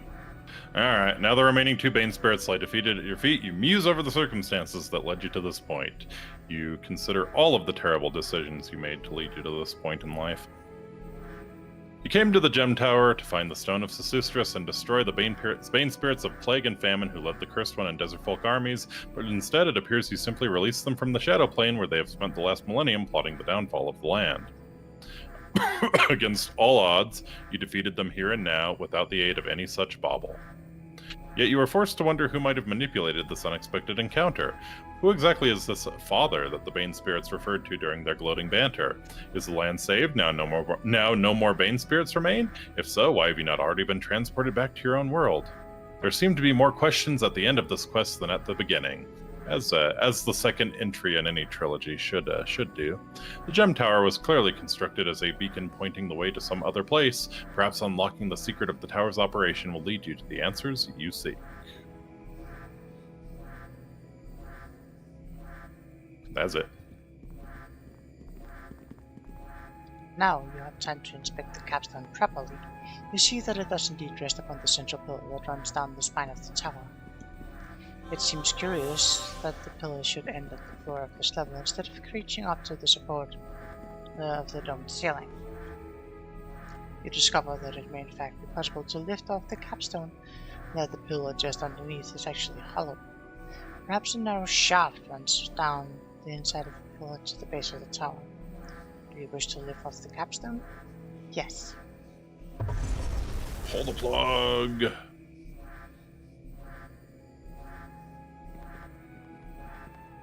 Ooh. The open shaft has polished mirror surfaces that reflect unamplified light coming from the gem overhead. The dazzling light passes up a stronger beam of radiance, shooting up into the gem and is reflected as two further beams, one aimed outside the tower in the southern direction, the other aimed in the same direction but angled lower to strike a particular point on this level's map-like floor.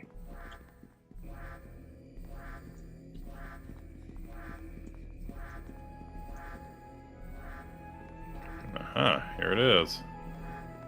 There it is.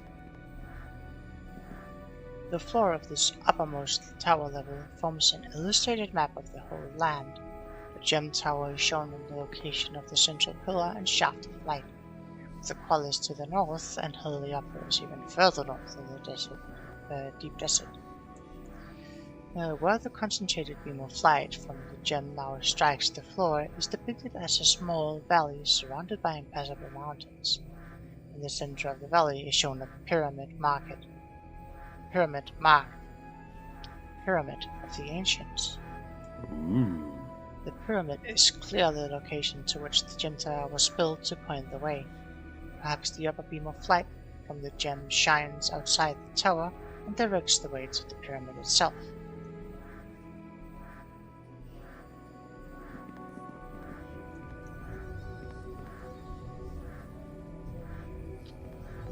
Let's go. Alright.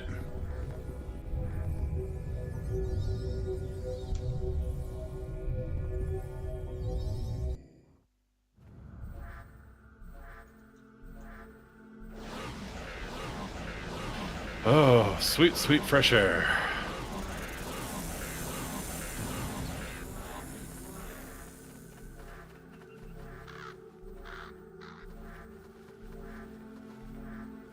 Alright, so where's that beam of light pointing us? We need to run up here so it'll trigger a thing or something. Nope, it looks like it doesn't want to trigger a thing. I mean, we can try to run over here and see if it'll trigger a thing, but...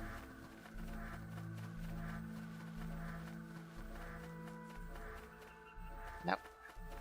Oh no. Yes. What? Is it really gonna bug out on the last screen of the module? No, it's actually spawned the point. I just thought it might actually do the effect. Oh, okay. Just gonna drop a save here.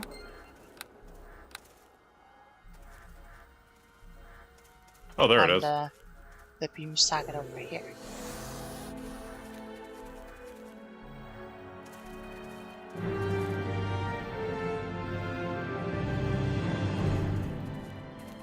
Gotcha. We follow the beam from the tower's gem to the edge of the clearing at this point. Directly below the beam is a tiny path heading south through the jungle. This is clearly the way of the pyramid, just marked on the floor of the top level of the tower. And so your quest for the gem tower is ended and the beam space destroyed. But the final stage of your journey is yet to begin. Only by continuing onward will you find the answers you seek, and eventually return home. Ooh. Do you wish to head along on the path? Yes, we'll end the module and be transported to the next one. No, we'll stay here. And there's a yes. There's a yes/no depending on whether or not you have the next module ready yet. Mm-hmm. Yes, we would like to continue onward.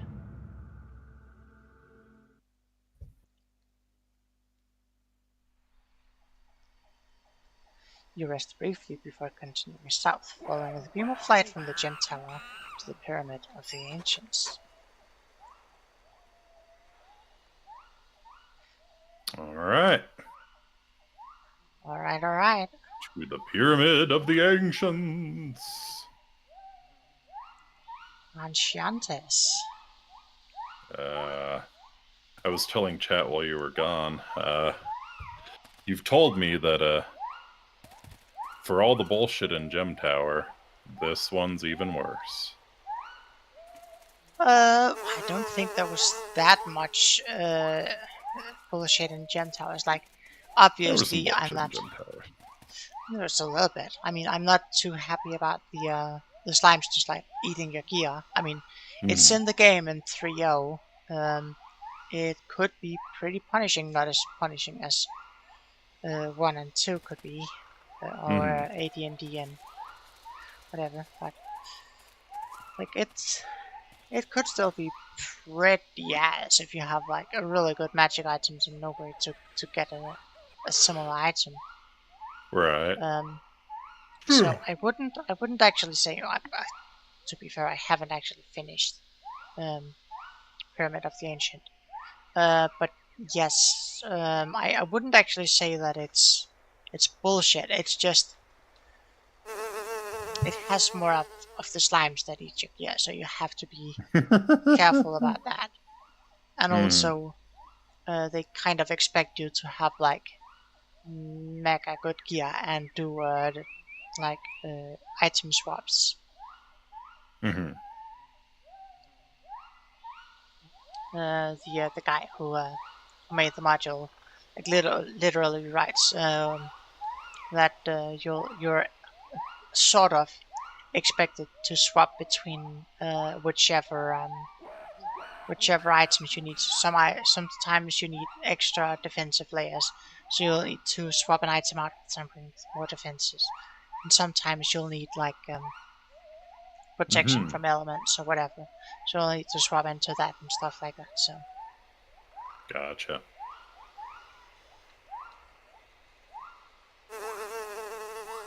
But yeah, would you like to continue for a little bit, or do you think this is a good place to stop? And I mean, this is a very natural place to stop, I think. Yeah. In that case, I think I'll just drop a save, and then I'll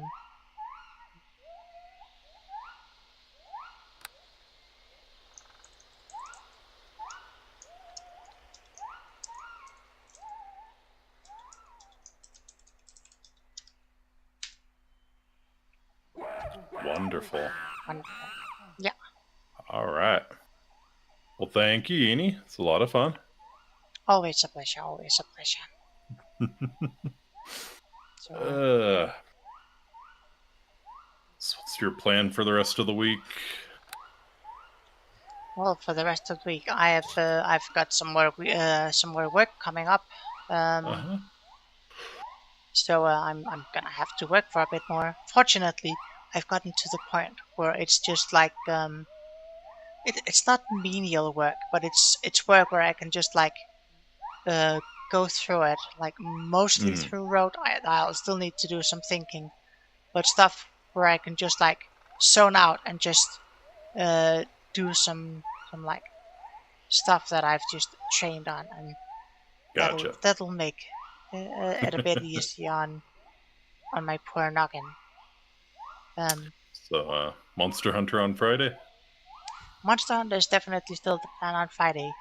You're Cool. more than welcome to join if you want to, and if anyone else in chat wants to join, they are welcome to do so as well. Awesome. Aside from that, I might do something on the 9th. Because then I won't have anything else. I will not be streaming anything on the 8th, because that is my bi-weekly Pathfinder game. Well, at least that's when it's scheduled.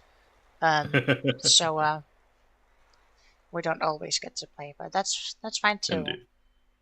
But yes, Sunday the 9th, I might play something, and I'll have to figure out. It might just be Dragon Sundays, and I really want an ice cream now. Yes, it might be Dragon Sundays, and I'll figure out if I start with some Spyro or some. I was about to say Dragon Age Inquisition, but that's not what I'm gonna be playing. Dragon's Dogma. Right. And alrighty. Yeah, that's going to be the plan for next week. And the week after that, I might start streaming some more, since I'll get some more time on my hands. But yay! I won't make any promises in advance. Probably gonna take it a week at a time. But yes, Monster Hunter Fridays are expected to continue. Great. All right, looking forward to it. Good to see you, Enki. Indeed. And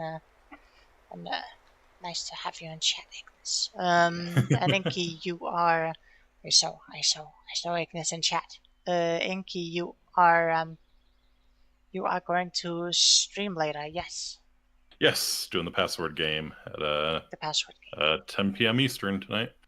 So that's in 2.5 hours. 2.5 hours, yeah. Wonderful. Okay, well, I think I don't have anything else for tonight. I do have to meet the fam tomorrow, just for a little get together, nothing special.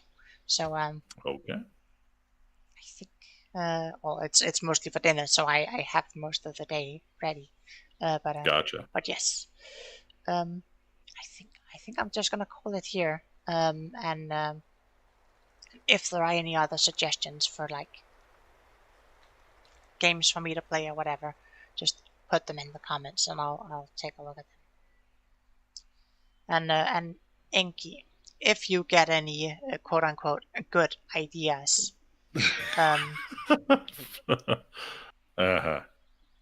then yeah, just let me I'll know let you and know. we'll figure out if we can do a stream of something. Something. Yeah, All right. just Looking forward to it, Yini. try not to make it too much of a one-trick pony. Mm-hmm. Right. Yeah, with All right. that out of the way, I'm gonna call it for the night. Were you going to say anything, Inky? Nope. Just catch you later, Yini. Yeah. I'll catch you later, Inky. And for everyone else who is watching out there behind the screens, or however else you might receive this communication, I hope you've enjoyed tonight. I definitely have, and I'll catch you all later. Bye, you know.